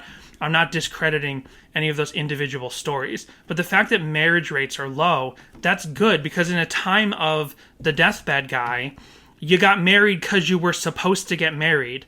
And there's this one person in your community that you kind of like, oh, well, she's good enough to get married. I mean, come on, you still watch movies from like the 60s and stuff, and people who have like a nice business relationship ask if they'll marry each other. You know what I mean? It's like, It's like, Miss Pennyworth, you and I have done a really good job at this paper company. Will you marry me? But then the modern version of that is Pam and Jim, and they have a courtship, and they get to know each other, and they have the same sense of humor, and they really love each other. He forces herself on her, and she's like, "No, I'm not interested. I really am not." And he is like, "But," and then he gets all upset about it, and then goes and moves away, and then comes back eventually, and then they do fall in love, or he wears her down. Either which way you want to look at it, right? So I don't think that I think the fact that marriage rates are lower and divorce rates are higher bodes well for the actual like love shared between us as humans. Like, we now are starting to understand we're not supposed to just get married. We can wait until you find the right person. Absolutely. Yeah. And I hope no one ever has to suffer and think that they're absolutely in love with the right person, and then they find out that it's wrong, because that can really hurt. I'm not discrediting those kind of situations. I'm not saying, oh, divorce is always a good thing. That's not what I'm saying. I'm just saying, in the statistical side of this thing, like, I think it's only showing that like we're open and accepting and getting to a place where we can care about each other's mental health. And these are all signs of that, even though you think like, oh, divorce rates up so high, that's so sad. Like, it can be a different thing. There can be a different causation to the correlation. And you can be happy. Be happy. Right. With Christ. Feel free to be happy. Wait for the right person. Get divorced if you have to. I'm not condoning cheating, but if it happens because you find your person, then I guess it happens, Like, you do you. Be happy. And I don't want to play down the faith in this song. I really don't want to play it down. I play down the faith in some songs all the time, because there are songs where I think Thiessen is deliberately writing in a way where he's inspired by his faith, but he wants it to speak to other things. Wait. You're telling me this song is about Jesus? Yes. Jesus is in the song. I don't think there's any other Relient K song where Jesus necessarily shows up. But it is... That's right. Here at Sadie Hawkins Pod, we agree this is a song about Jesus. That's right. And I'm going to get close to your anxieties. Just hold on tight. This is also a good trigger warning for anyone else, although you've probably avoided this episode altogether. I'm not allowed to. But, if you have anxieties, Danny will preface it with, like, okay. Right. This is a trigger warning for Jessica, so it's a trigger warning for you. It's beautiful when you have faith of any kind that brings you comfort. And personally, I was raised in a Christian community, in a Christian church, so that's where my faith lies. And I understand the comfort that can bring. So when I hear this song, I understand the comfort that this faith can bring when you feel like your life is too much. And this is like a wonderful expression of that idea. And I think that this song has probably actually brought people to Christ, I betcha. Like more than What Have You Been Doing Lately or something like that. Like I'm sure a lot of people very despondent have listened to this song and found a faith in Christ. And that's like and Thiessen does this, confronting you with these ideas of death and these ideas of where do you go when you die, and like directly relating these in ways that, we're raised to believe as children. And it's like, well, what place does that belief have when you're an adult? And is that just fantasy or is it not? Those aren't the questions he's really asking here. I feel like he's simply saying, here's the life of this sad guy, and he has this faith, and this is the moment he can't escape. His death. He's on his deathbed. We haven't even talked about the deathbed side of it, the actual bed and all that stuff. But that's such a theme. The bed itself, I know it sounds trite, but the bed itself is like a character in the song. And here he is, and he has this faith, so he knows he's going to be okay. Like so many bad decisions he made in his life, so many bad turns, and now this thing that's happening to him, I'm sorry, I'm almost done. This thing that's happening to him, if that should be like the worst thing ever, him dying, it's not the worst thing ever because he has this faith. And that's the comfort. That's like, hey, my wife leaving me and me making all these horrible decisions and knocking her up and me not being able to like get my dad to stay, or me making all these bad decisions. Those are on me. This is the thing I can't not do is passing away. And I have complete comfort in that moment. I know that that I've made the right decisions leading me to this moment. And that's sort of the beauty of this song in that context. It is. One of my concerns with this song from that aspect is, we talk about this from time to time, is that it will lead that certain sect of Christians who are like, the earth is nothing, the world is nothing, suffer through it because... extreme side of it. The extreme, it's that extreme nature of, like, this world means nothing, it's all about the next, that I'm concerned might be a large takeaway from this. And I think that's the wrong takeaway. Absolutely. And I absolutely don't think that that's Thiessen's take. I don't think that's Thiessen's intention with this. I think this, he just wrote, we know that he wrote this family tree. He's written stories, or he has ideas in mind about the entire family around this guy. Like, he knows more about the canon of this story than we have ever heard through this 11-minute song and the mini sequel in Runnin', right? He's got this huge story. So this is just one piece of the puzzle. This is just one guy's specific experience. And I don't think that the point of hearing this one guy who's part of the silent generation, who has all these very specific societal problems that he's dealing with. You're making April anxious as well, Danny. I don't think that that's the lesson that all of us need to know about death. I think the beauty is, here's this one specific story of this guy, and here's what Christ was able to do for this one guy who had a messed up life. If your takeaway from that is that everybody is that guy, I don't think that that's the correct interpretation of that. And I definitely think, like, if you have this guy was not given the tools in his life to really succeed and do a lot of good and help people and be kind and stuff. So But if you have the ability to do that, if you have tools that are better than the sad man in this story, use those tools now in this life. Yes, absolutely. With that, we're going to go ahead and take our break at like an hour and a half in, and we'll be right back. Thank you so much for listening to Sadie Hawkins Pod. If you want to join the conversation, please contact us with thoughts on this episode, your corrections, and your Relient K memories at our voicemail line, 402-95-SADIE, or send an email to sadiehawkinspod@gmail.com. You can also visit our socials. Instagram, Twitter, and TikTok are all at Sadie Hawkins Pod, where you can see the visuals we discuss on the podcast each week. You can also visit sadiehawkinspod.com for easy access to all these links, as well as our merch store for shirts, mugs, and stickers. And on Facebook, search for Sadie Hawkins Group to discuss our show and Relient K. It's admin by Danny, so honestly, you can probably post almost anything there. We also want to thank our patrons at patreon.com/Sadie Hawkins Pod, who include Bjorn, Emily, Isaac, Kindle, Joshua, Daniel, Jay, Joel, Connor, Michael, Samantha, Jimmy Eat Pod, This Might Be a Podcast, Tucker, and Brady.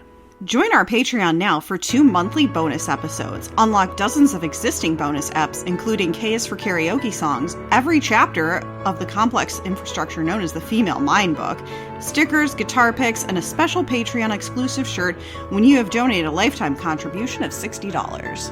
Whether you join the Patreon or not, we appreciate that you have a lot of choices for podcasts out there in the world, so it's nice that you chose us. Thanks. We have genius annotations, which usually this far back we don't, but of course, with a big song like this, we do.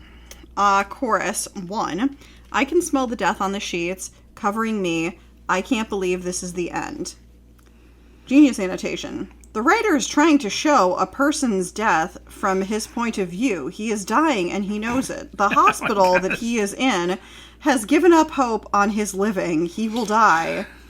And then there's a cartoon of a guy in a bed and it says, I only regret not spending more time on the internet. It's like a Sunday morning cartoon from the newspaper. It's like a Far Side ripoff. Yeah. I had a doctor once who had a bunch of Far Side cartoons, like, framed on the wall. The only Far Side book we own is the one that's like the behind the scenes book, because it's a lot of fun. It's got like weird odds and ends and stuff. That's the only one I ever bought because I'm like, ooh, this is fun. It's, I don't know, it's like his scrapbook and it's got funny situations. Like one time, I don't remember what it was. You'll have to look at the book. I don't remember. There's one where some newspaper in some city once accidentally swapped the dialogue from the Far Side with Dennis the Menace. And it's like people were like, what is going on in these comics? If I close my eyes tonight, I know I'll be home.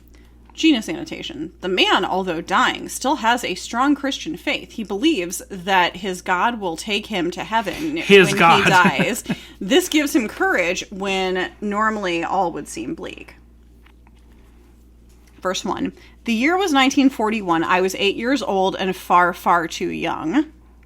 1941 is the year that the Americans joined World War II, which is the explanation the narrator's mother gives for why his father never returned home. He later finds out this is untrue. These lines also give a sense of the narrator's age. At the song's release in 2007, the narrator would presumably be 74. Okay, I found the Far Side thing. So the Far Side comic is a family of snakes at the dinner table. And underneath it says, lucky thing I learned to make peanut butter sandwiches or we would have starved to death by now. And you're like, what? A family of snakes said that? Why?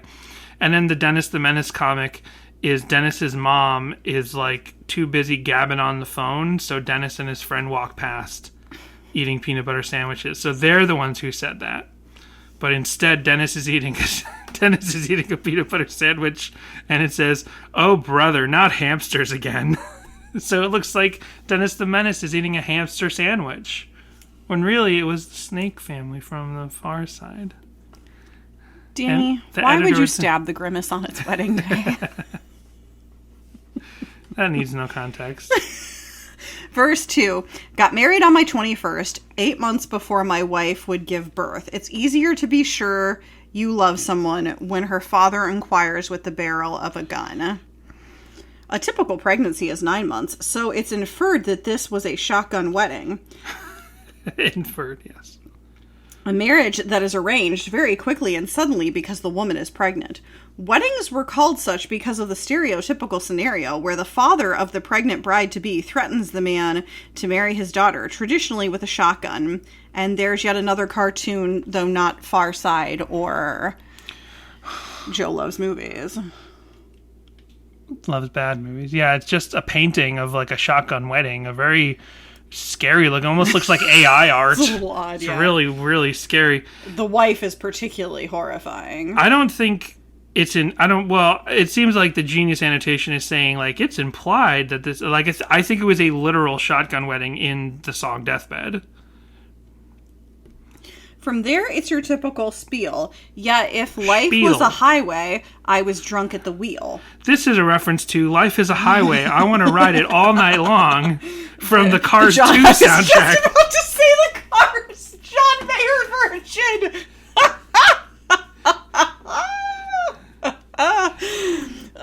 Genius annotation. The typical reason of failure persists. Alcoholism.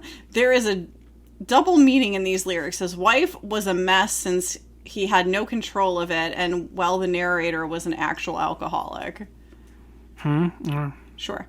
A bottle of being kept the memories from me. Our marriage had taken a 7-10 split, and along with my pride, the ex-wife took the kids. Ike took the kids? I liked Ike, and then he took my kids. Genius annotation. He lost everything, and the obvious reason was his alcoholism. He is alone at the end of his life, while his wife took his kids and all of his pride. His failures are more prevalent rather than his successes. That could just be the summary given for the whole song. And then there's not another annotation until the John Foreman bit at the very end. What Bible verse does this quote? Okay, so you all know the lines. Genius annotation. The final lines of the song follow a 2-minute instrumental interlude, which represents the song's protagonist passing away. Therefore, these lines can be seen as the first words he hears when he reaches the afterlife. It is Jesus' reply to the narrator's soliloquy, inviting him to come into his saving grace. The words are adapted from the biblical scripture, John 14:6. Jesus answered, "I am the way." John Foreman 6. I am the way and the truth and the life. No one comes to the Father except through me. You want to speak to my dad? You got to go through me. Oh, boy. That's what Jesus said. Nobody comes to my Father but through me. Oh, boy. Then we have an article through the Canton Rep where there's an interview, and Thiessen specifically mentions this song. Jersey Shore Jesus. You want to speak to my dad? You gotta go through me. Gym, tan, laundry, and pray, or whatever. Relient K discusses... My Jersey Shore Jesus is still a good person, not like the Jersey Shore scumbags, but he's still Jesus. Relient K discusses conflict through pop. Nick Rogers published at He just 11:01 loves Sunday PM. gravy.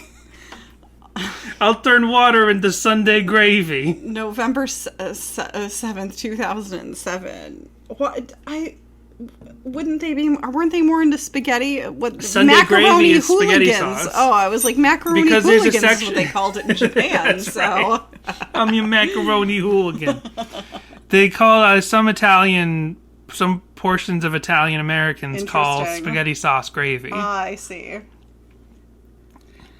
Relient K's Matt Thiessen doesn't insist the moon landing was filmed in a studio or launch into a diatribe about magic bullets or grassy knolls.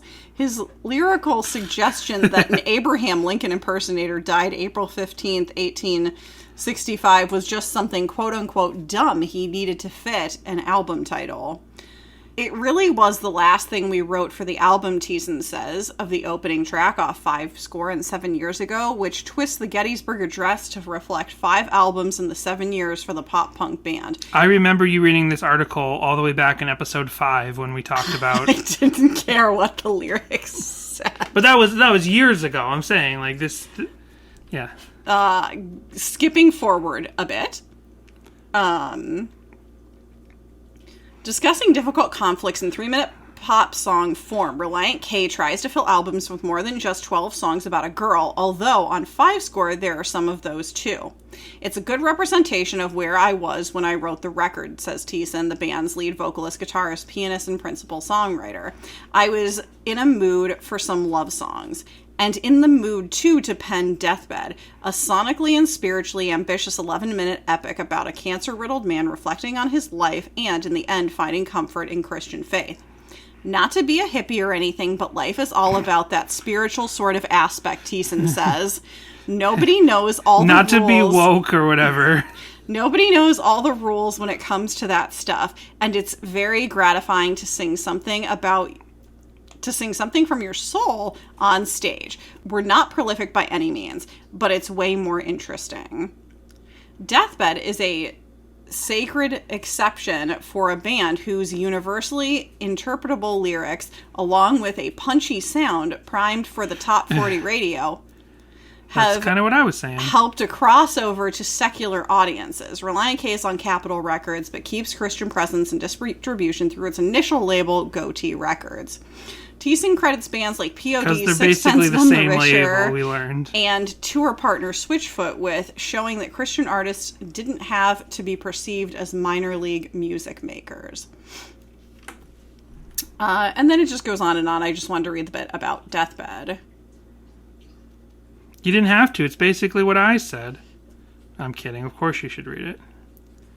Then, next up, we have a blog with an inaccurate title.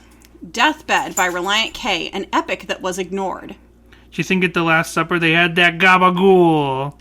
Perhaps, but this song was in no way ignored, and the articles that I found on it alone prove that point. July 30th, 2014, by Nathan Sams, in week 2, Deathbed, whatever that means. In 1998, a 4-piece band, now 5-piece, out of Canton, Ohio, emerged. Their name, Relient K. The name came from an old Relient K automobile. Actually, by 2014, were they still a 5-piece? However, due to trademark issues, we all know the story about... I think they've remained a 5-piece even Gotcha. after John, and Ethan left. I mean, sure, but they still, they like, consider themselves just 2 members after that point. I think technically they weren't the duo until the release of Air for Free. Like, that was part of the marketing of that. Maybe I'm incorrect in that, but I feel like there was no discussion that Relient K is just a duo until Air for Free was released. I'm skipping forward a bit because there's a lot of stuff going on about, we know, boys from Canton, named after Hoop's car, etc., etc., etc. How's Warped Tour going? Right. Throughout the entire discography, this band has recorded from 1998 to 2013. There has never been a song like Deathbed. I won't go far enough to say that it matches the epicness or raw creativity of something like Queen's anthem, Bohemian Rhapsody. However, I will say that from a story standpoint and production standpoint, this song can compete. Let's get into it. Below is the song, which you can listen to while continuing to read the post. It's a 14-minute event, so make sure you have some time to listen to the entirety of it. Note the lyrics at the bottom of the post. Wait, 14 minutes? No. It's a 14-minute event. Is there extra on... Wait, where did they get this from? This isn't even the official Relient K It's 11 YouTube. minutes. They got this from SW Battlefront Guru and from 13 years ago. Is it some fan? Mainly has uploads of different episodes of that 70s show clips, a couple other things. Maybe that was the Yoda. only upload of the song on YouTube until the official. Maybe, yeah. Because the official upload is from 6 years ago. Like, bands didn't really start using YouTube as an official way to release music until, you know. And no, this copy of recently. the song is still 10 minutes and 58 seconds. So I know I've referred to Deathbed as like a 15-minute song in conversation, but that's just because in that moment you're not writing an article. Yeah, like I could, if I'm writing an article, if I'm not speaking extemporaneously, I can like go search and double check my facts. You can't do that on a podcast. You can't search for facts in the middle of a podcast. It's just not couth. They also use the incorrect too, but that's just me being nitpicky. Analysis. As the song begins, we hear a person walk into the studio and sit down at the piano. This creates a certain expectation about the experience that we are about to have. A slow, soft piano quickly crescendos into the atmosphere while retaining a pianissimo level of quality. The piano is warm and calming as well. The first lyrics spoken establish that the song will be from the character's perspective. The first few lyrics are dark and cold, the character's reflecting on his own mortality as the piano drives the moment to the reality. Oh, goodness gracious, Excuse me, I'm just going to have a Danny. dog bone real quick. Here you go, April. She's like, I've been out, I want to go to bed. The opening lines of this song are actually... as the piano drives the moment, the reality of the audience's darkest fear is revealed. This character is going to die alone. The opening lines of this song are actually the chorus that finds itself in the midst of the story. As the first chorus concludes, the next movement begins. As tends to happen. As if to catch the listener off guard, the music turns bright and happy instantaneously. It's at this point where our story actually begins. The character gives us context to what year the story is starting, which gives us a reference to how old the character is. The section has heavy pop piano This is with fine if string you've never heard swells the song, but and punchy drums. This is symbolic of the beginning of a story, which has hope and promise. Out of that section, a flute begins to combat with the punchy drums, and the lyrics demonstrate loss, and so does the fullness of the arrangement. Harmonies shape the melodic contour. Nobody did harmonies like Frankie Blue Eyes. A soothing voice to the character. I mean, I disagree because, like, it starts out and it's very hopeless. It's a very bleak beginning, to be perfectly honest. Like, It is. I mean, the definition of the word bleak, even if you, no matter what you have faith in and everything, it's a bleak beginning. Those choruses are bleak. It becomes unbleak when he ascends, but yes, Right. It is bleak. At the next age jump in the lyrics, by 47, I was 14. The vocal and strings come together to convey the start of where the character's journey started to get affected by his own selfishness. It's in this moment that we learn the character was a chain smoker and alcoholic. Once this is established, the breakdown to only vocals, piano, organ, and bells. I think bells symbolize the passing of time, in this case Christmas, and how the character feels that time is too short and his time has been wasted. The music here is focused and contains heart. I feel like to say his selfishness at this point in the song is extrapolation. He smokes a lot, but everybody smoked back then. Yeah. Like, all he did was smoke. Like, that's all the information we have about him. Like, we can extrapolate from the context of the song that maybe he's making other bad life decisions. But like I said, that's par for the course for the generation of the guy in the song. As we move into the next section, we return to the chorus with an ever-building brassy section that is constantly crescendoing without ever getting to the full fortissimo. At this point, the chorus is pulsing, as if the listener is feeling the last heartbeats of the character. Once we exit the chorus, a new chapter in the character's life has started, and with that, a new musical idea. An instrument that sounds like a harpsichord is introduced into a whirling motif that gives the audience the idea of a whirlwind, which is appropriate considering that the character at 21 has impregnated his girlfriend and must marry her. This is shown through the lyric, "It's easier to be sure you love someone when her father inquires with the barrel of a gun." The next shift of music occurs when the songwriter brilliantly uses the word harmonious while an a cappella arrangement takes center stage in the music. The piano comes back in the background as the character becomes more frustrated with his life. The music returns to an edgy punch which reflects the character's emotions of anger, fear, and regret. As we return to another verse of his story, another instrumental is introduced. This instrumental has a bright timbre and pierces through the music. It is highlighted as if the instruments in the song are evolving at the same rate as our character. We are given an insight that the character is now a divorced and alone alcoholic. This lyric leads us to the chorus. At this point, the chorus is mostly consumed with string instruments and piano and vocal. There are accents throughout the section reflecting the character's frustration with his own life. As the chorus builds, we should just open reading this article. It's such a concise, good. Right. It's because they're using all the. I knew there's a lot of stuff like this, the musical terms, and I knew the music itself and the instrumentation and the arrangement was telling the story. But I just do not have the tool set to break it out like this person was able to.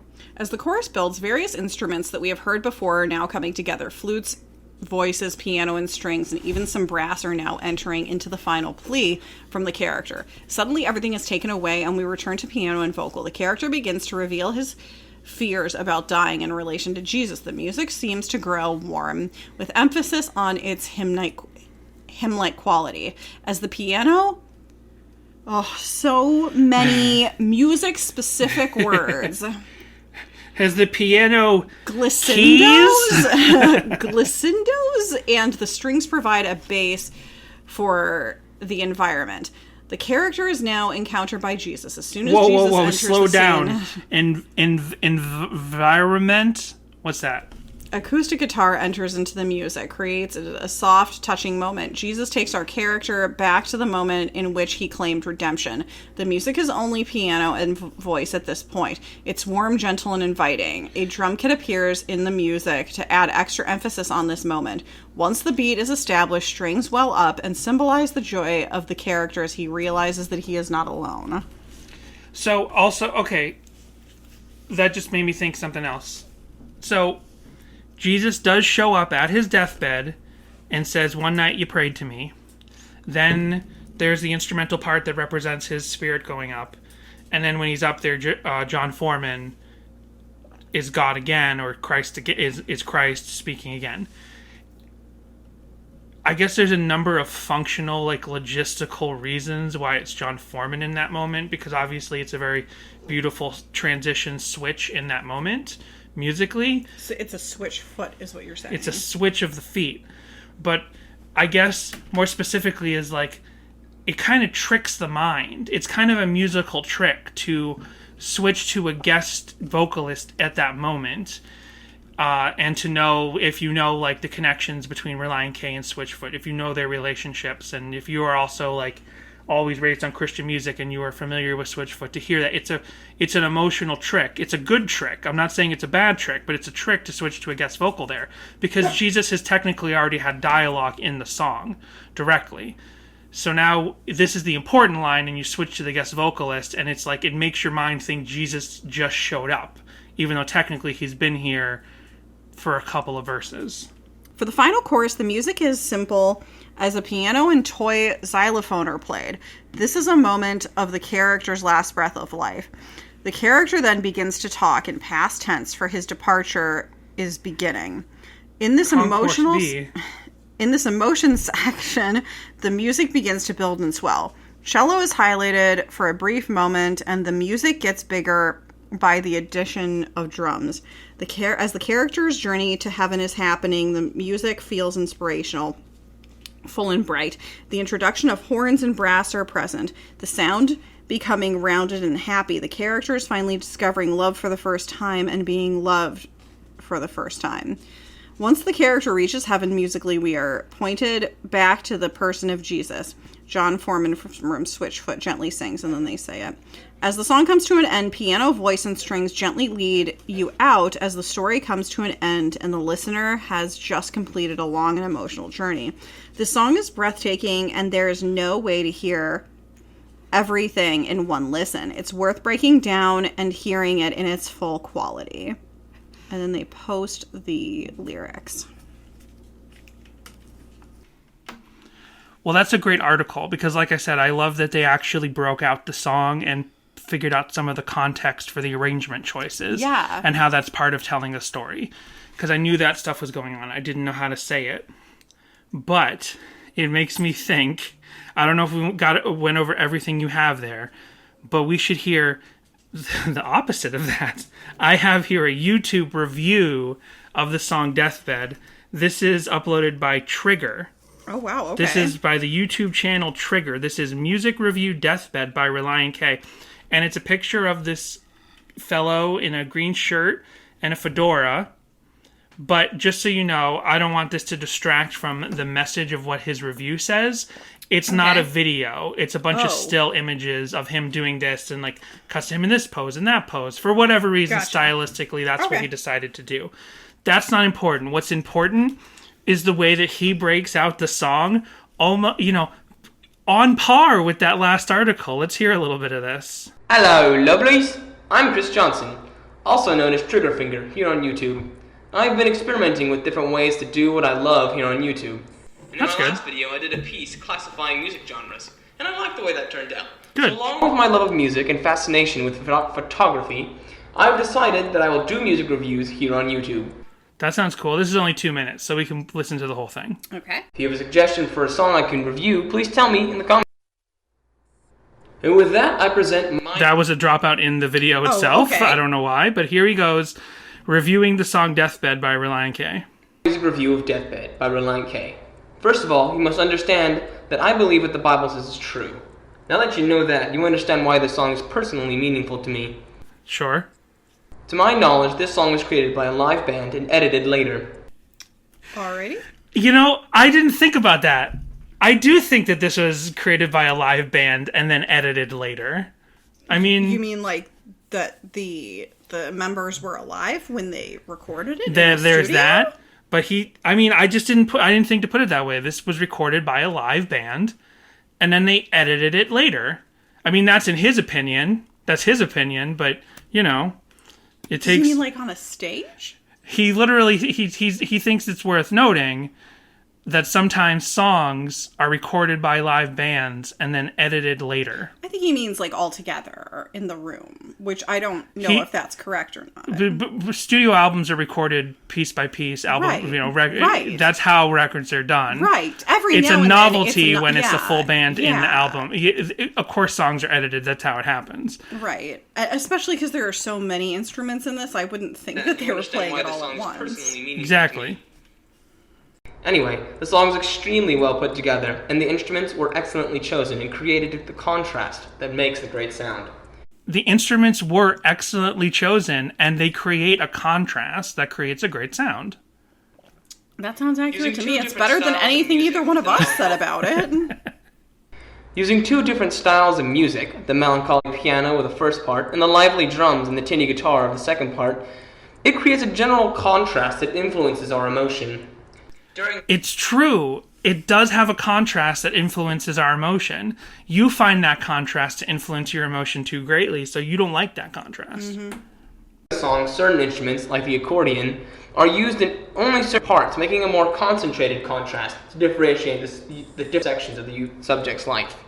It does differentiate all the different subjects of his life.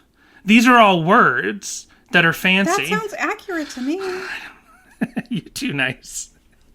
Speaking of emotions, this song's lyrics create an emotion of sadness for the subject, which in this case is an old man in his deathbed remembering the horrible decisions he made in the past that caused regret. This is also amplified by the more somber tones of the piano and strings induce. AP, come here. April's just hyping this guy up. She says, don't you speak for me. I can do that just fine on my own. You truly are becoming the third host of this podcast. Are you April. saying this guy did a better job in 2 minutes than we did in 2 hours? Yes, I am. Are shifted whenever the artist starts singing about the art subject's past. Enter the guitar, strings, drums, horns, and what I like to call guest instruments, the accordion and bells.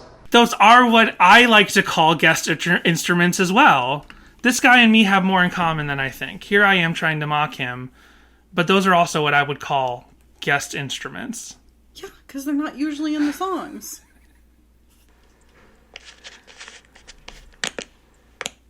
Oh, was that it? In the typical Christian view, the lyrics say, accept God's forgiveness and live your life for Christ. Don't make the mistakes this man did. Now, that's the one point I get to, argue with him. I'm trying to just mock his word choices because they're so verbose for the sake of being verbose. But that's not what's happening in this song. At least I'm definitely not getting that sense. He came to Christ long before he died, and things didn't, magically get better for him. Right. And I don't think that you're supposed to hear this song and think, oh, I don't want to be like this guy, because the odds are you're not part of the silent generation in the 1950s, and you didn't have to force to marry some lady because you got her pregnant. Certainly not if you're listening to this podcast anyway. In a secular view, this song can be interpreted as live your life with no regrets. I mean, I guess so. Yeah, I definitely see it that way as well. As well, I a appreciate cautionary tale. I appreciate that Triggerfinger looks at the secular view of the song as well. Here I am wanting to mock this video, and you're just like, yeah, it's cool. He's more concise. It's like a podcast, but it doesn't take all day to listen to. You're too nice. Did you have any other articles to read before we go on to my stuff? Was that it? That was it. I just cut it short. Oh, okay. It was only 10 seconds left. Yeah, I'm going to have to pick and choose here because there is so much. There really was so much stuff out there. Let's see. We have an Indie Vision Music review. Song of the Day, Relient K, Deathbed. This is from October 2nd, 2020 by Brandon J. In articles, and there's 6 comments. I'll just come out and say it. Deathbed is see what they did there? Whoa. Deathbed is quite possibly the best quote-unquote Christian song that has ever been written in the past 15 years. That is quite a statement to make, and I'll tell you why. First of all, bands who can create an 11-minute quote-unquote epic song which consists with constant peaks and valleys, all while captivating the listener with a heavy dose of heart-tugging melodrama, they are doing it right. April is so distracting. Get her, I'll hold her. You're reading. I got her. Hand her over. Oof. Oh, you're so heavy. You're such a big dog. There we go. A big 19-pound dog. I don't know what it is, and maybe it's just me being a sentimental, sappy fool, but when I give this track a listen, I am left with a tear, and then in parentheses, S, tears streaming down my cheek. Why does a Relient K song hit so hard? What is it about this 11-minute story set to music that constantly draws upon our emotions? The Beach Boys' harmonics mixed with the band's sly and witty lyricism is pure gold.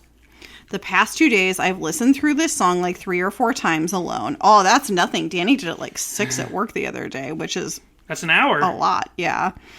And it's a little over. And it's inspired me to type out this little Song of the Day feature.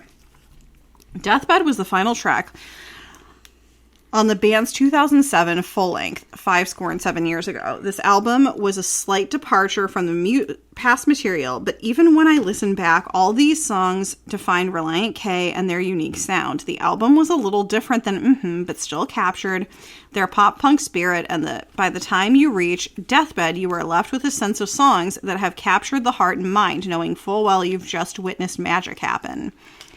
Deathbed tells the story of a man growing up during the early to mid part of the 20th century. For me, I identify with the character in the song as someone from my own grandpa's age group. That's a good addition. The character commentary. The character in question lives a rough life, traversing the many pitfalls and perils of growing up during that period, seeking out love but left searching for it and feeling neglected. He is dying of cancer from the cigarettes he spent his whole life consuming, and Deathbed tells a sort of redemption story. A man left broken on his knees in his final days, crying out to his savior to heal his broken heart and to forgive his past mistakes. Eventually, as the song... That's nice. I like that. That's a very concise way to put it. Eventually, as told in the song, the man does indeed meet his end, but in that final moment of grace and healing, he finds redemption in Christ Jesus, lifting his spirits and taking him home. I don't know why I get so emotional, even just now, in discussing this track, but I feel I feel emotionally wrecked, but also hopeful for another day. Another day. God bless Relient K, and Deathbed should be on everyone's playlist now and forever. Then there's a Reddit thread discussing Deathbed by Relient K and Owl City. So as many of you know, Deathbed and I found... Is there an Owl City remix of this song? So as many of you know, Deathbed and I Found Love have extremely identical endings. Go ahead and check it out if you're unfamiliar. This has been... Danny grabbed for his phone. This has been explained by the fact that both songs were formed around the same time when Adam and Relient K were doing collab work. Apparently, I Found Love was supposed to be on Ocean Eyes, but don't quote me on that. Anyways, I've been meaning to point out another big similarity Deathbed has to Lonely Lullaby. First listen to Lonely Lullaby around the 1 minute 34 mark. After I'd Rather Dreamline. Now go listen to Deathbed around the 15-18 mark. The I was so scared of Jesus part. Notice anything? The piano parts are very similar. Thought that was cool and something you might find interesting. Cheers. This is Still I Found Love. Oh yeah, this sounds just like Deathbed. I think it's talking about the ending. Oh yeah, there is.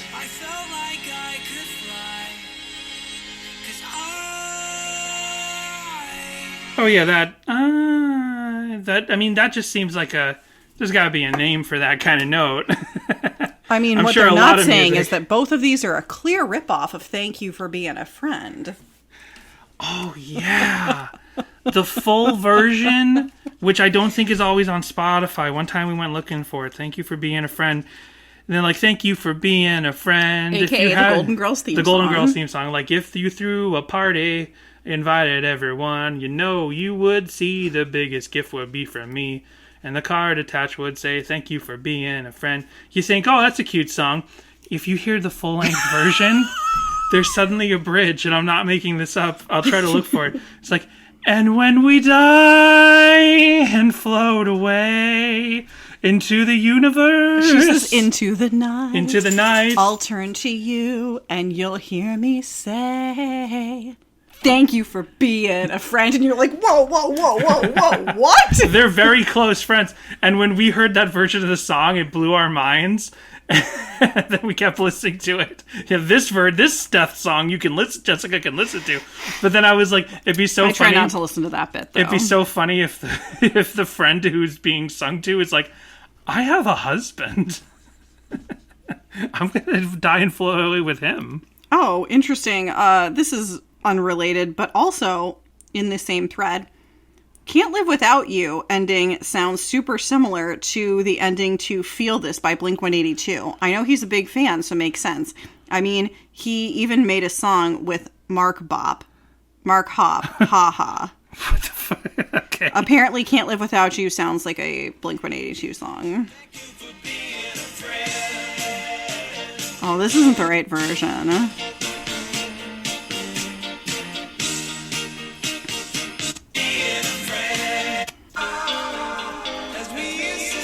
Okay, yeah, this is like the original. This is like the song that was like a hit later. There's actually a full music video for this. I didn't know Andrew Gold, and I guess it was re-recorded for the Golden Girls song, the Golden Girls theme song. But here's the original radio hit by Andrew Gold, and here's the bridge. It's amazing. And in the video, it's like he's slow motion singing to the camera with a wind machine in his face.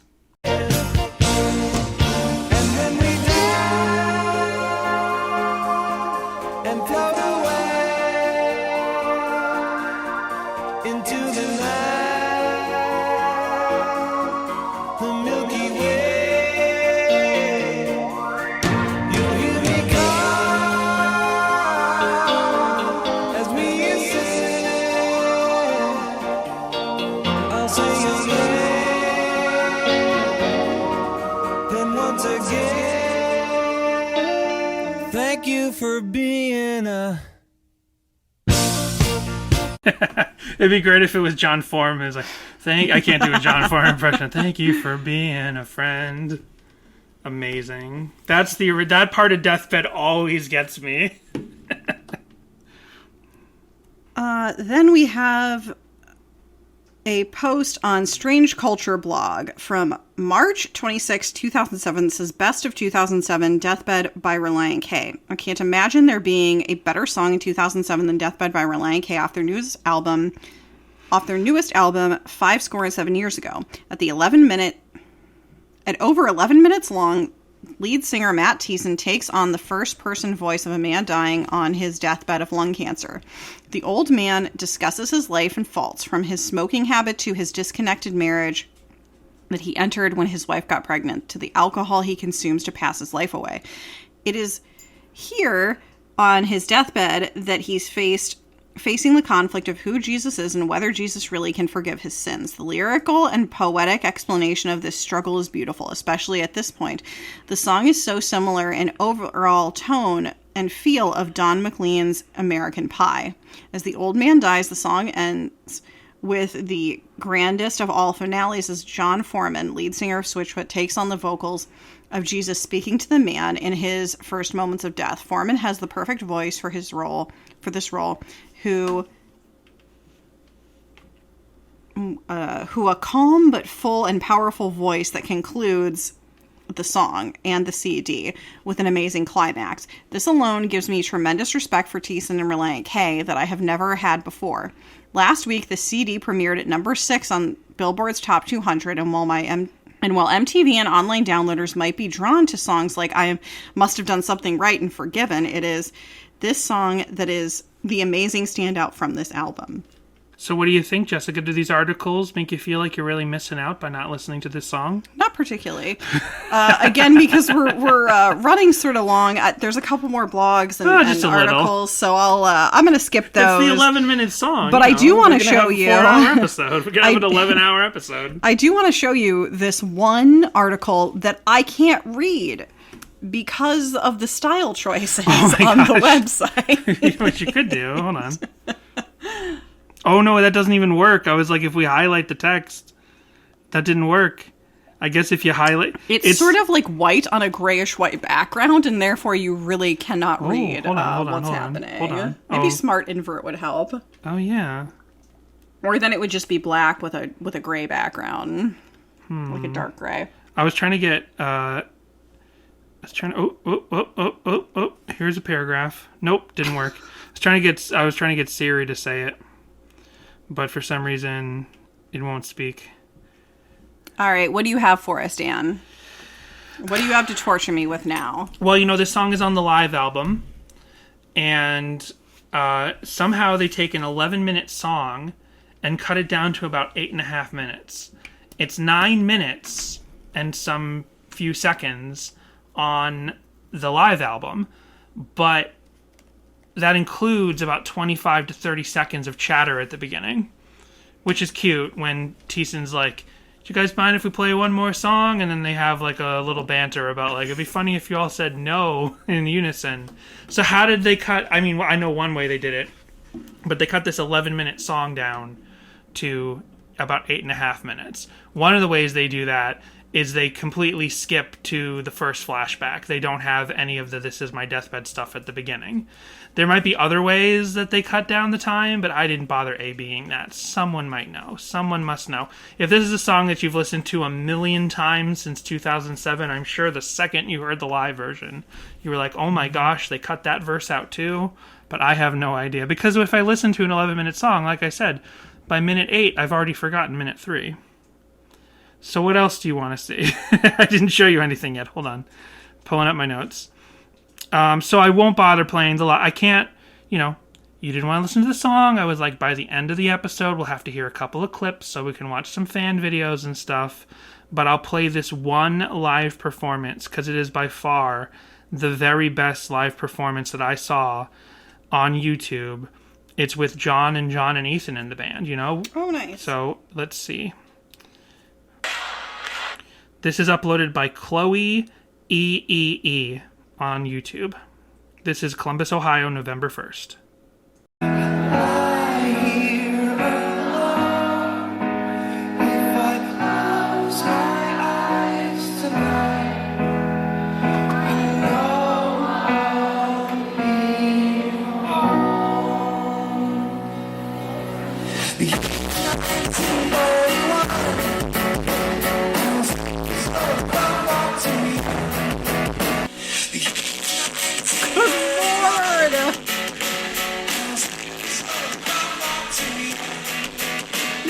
Oh man, it sounds so rockin'. I wish I could go back to 2008 and see this song live. Wow. With the full band. Listen to that. It's awesome.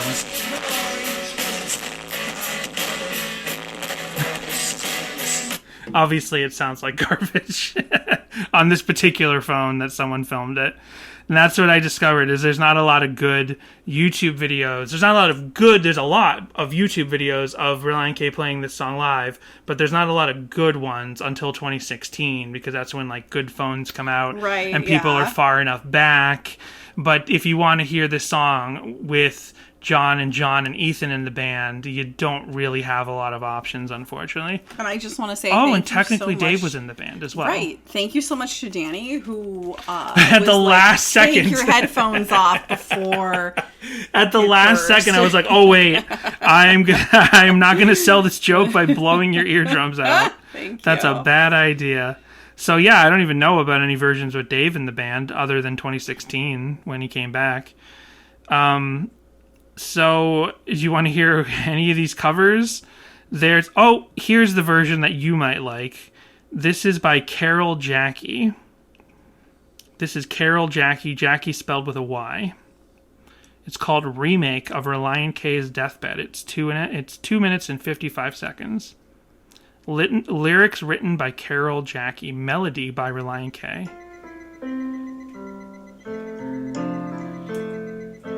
That's in the video. Okay. She was looking around. Oh, Carol's actually playing the piano, I think. I don't think this is a sing-over.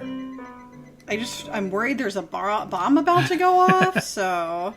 I believe those words came from me numerously. I can't believe you do it again.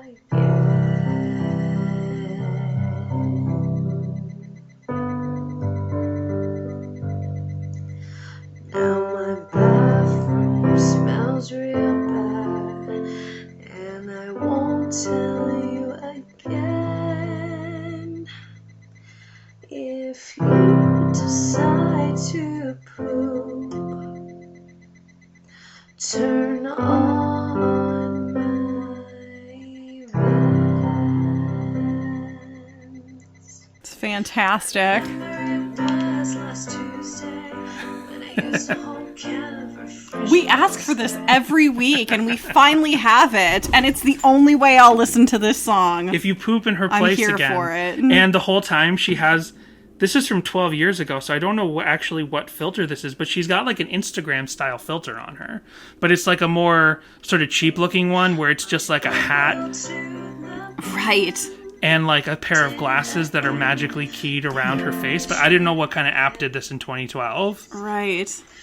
I guess she didn't want her face in the YouTube video, so this is some sort of thing. Maybe Apple computers had some sort of thing where it tracks your eyes and just puts the overlays on your face. Yeah, maybe.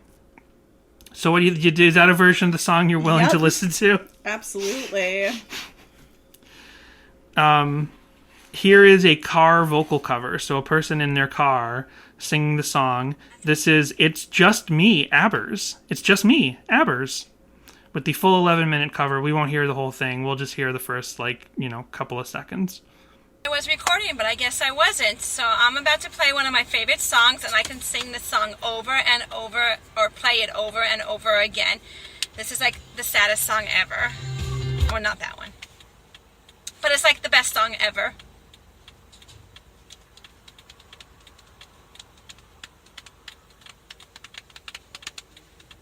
And now we're listening to someone walk across the hall. And she's sitting at a red light right now because she's going to start moving in the cars in a second.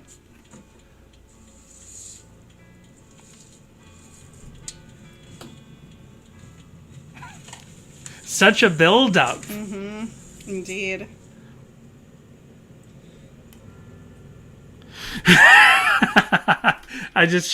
She got ready to sing a little too early. She went, and then it didn't actually start right then. I can smell the death on the sheets covering me. I can't believe this is the end. It's Jennifer Tilly singing Deathbed. Chucky Star, the pregnant lady from Family Guy, poker player, professional poker player. All right, what else do you have for us, Dan? Here's one. We saw this exact same person. This is Rebecca Ramir, and they do a time-lapse camera on a sketch pad as they make artwork while they sing their own cover over it. And this is a 1-minute cover of Deathbed. I can smell my death on the sheets covering me. I can't believe this is the end.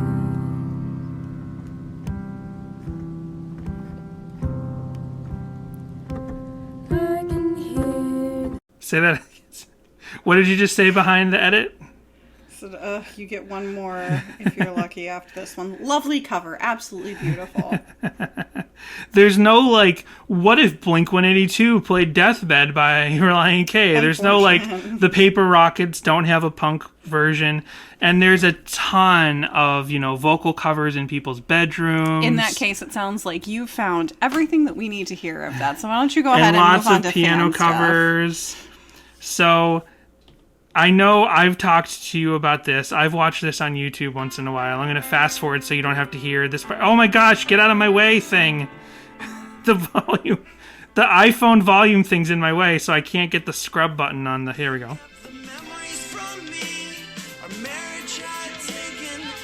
It's Anakin Skywalker. He just force choked Padme. And the ex-wife took the kids. Now, technically, Yoda took the kids. and Obi-Wan took the kids to other planets. And it just cuts to him, like, killing people, choking people, torturing Han Solo, freezing him in carbonite. I love that it's got the sound effects in it. I have not watched this, like, full thing. So you telling me Darth... And a little bit of the music. I like how during this triumphant moment... Oh my god! What the... I never watched the end of this video. During the triumphant instrumental section where the music is lifting and he starts the edit... Oh, I didn't say this is by Jake Thomas. Jake Thomas runs all of Darth Vader's murders from all of the movies. He runs them backwards so all the people didn't die.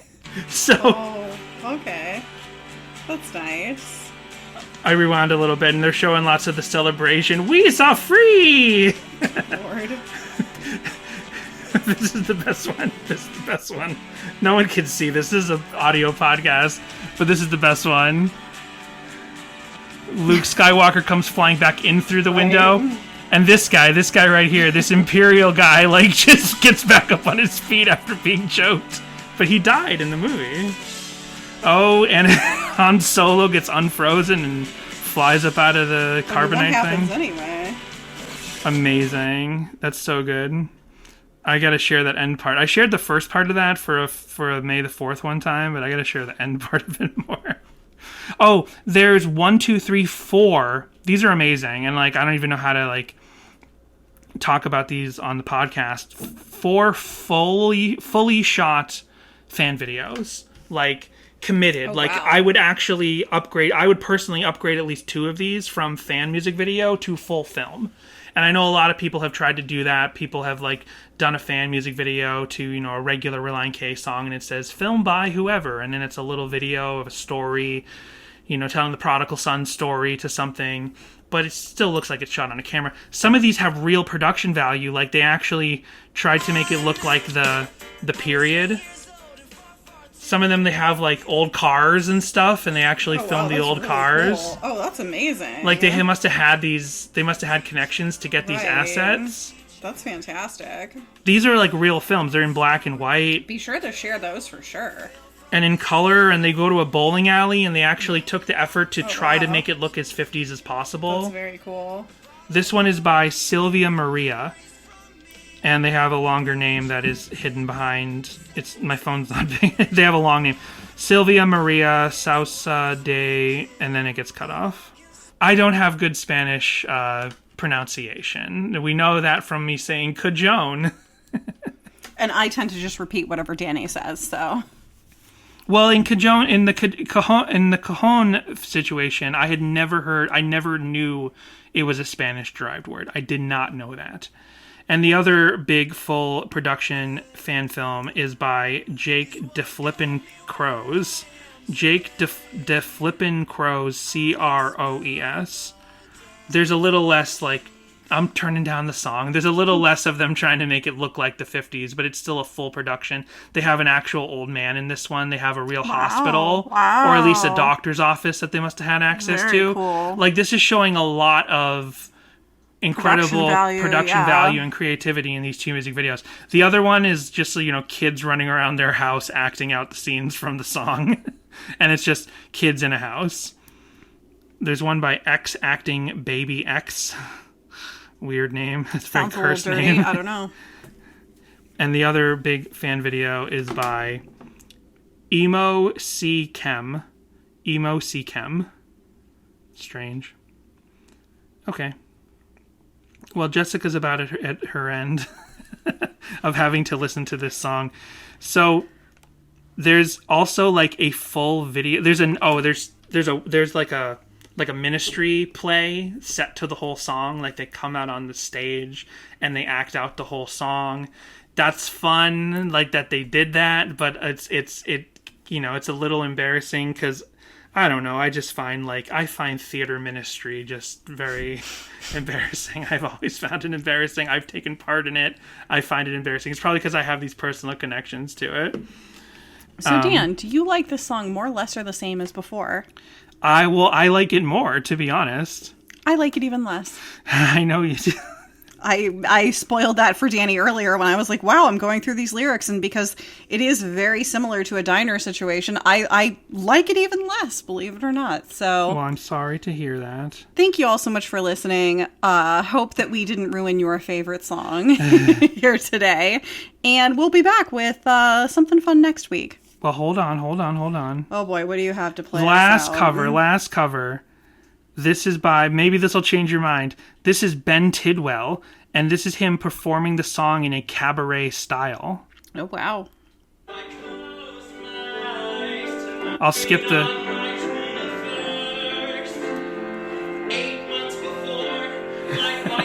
Jessica doesn't like it. Hey, we loved that Andrew Garfield movie about the guy that made Rent. This is kind of similar. He's just sitting there. This is just like... This is theater. Why is he turning it into a joke? They're all laughing. It's a cabaret. Well, life is a cabaret, my friend. So offended that he turned it into a cabaret. It's like you love this song. Man, I won't let us go, will I? No. We're going to go. I'm going to go watch some Baywatch, and we'll talk to you later.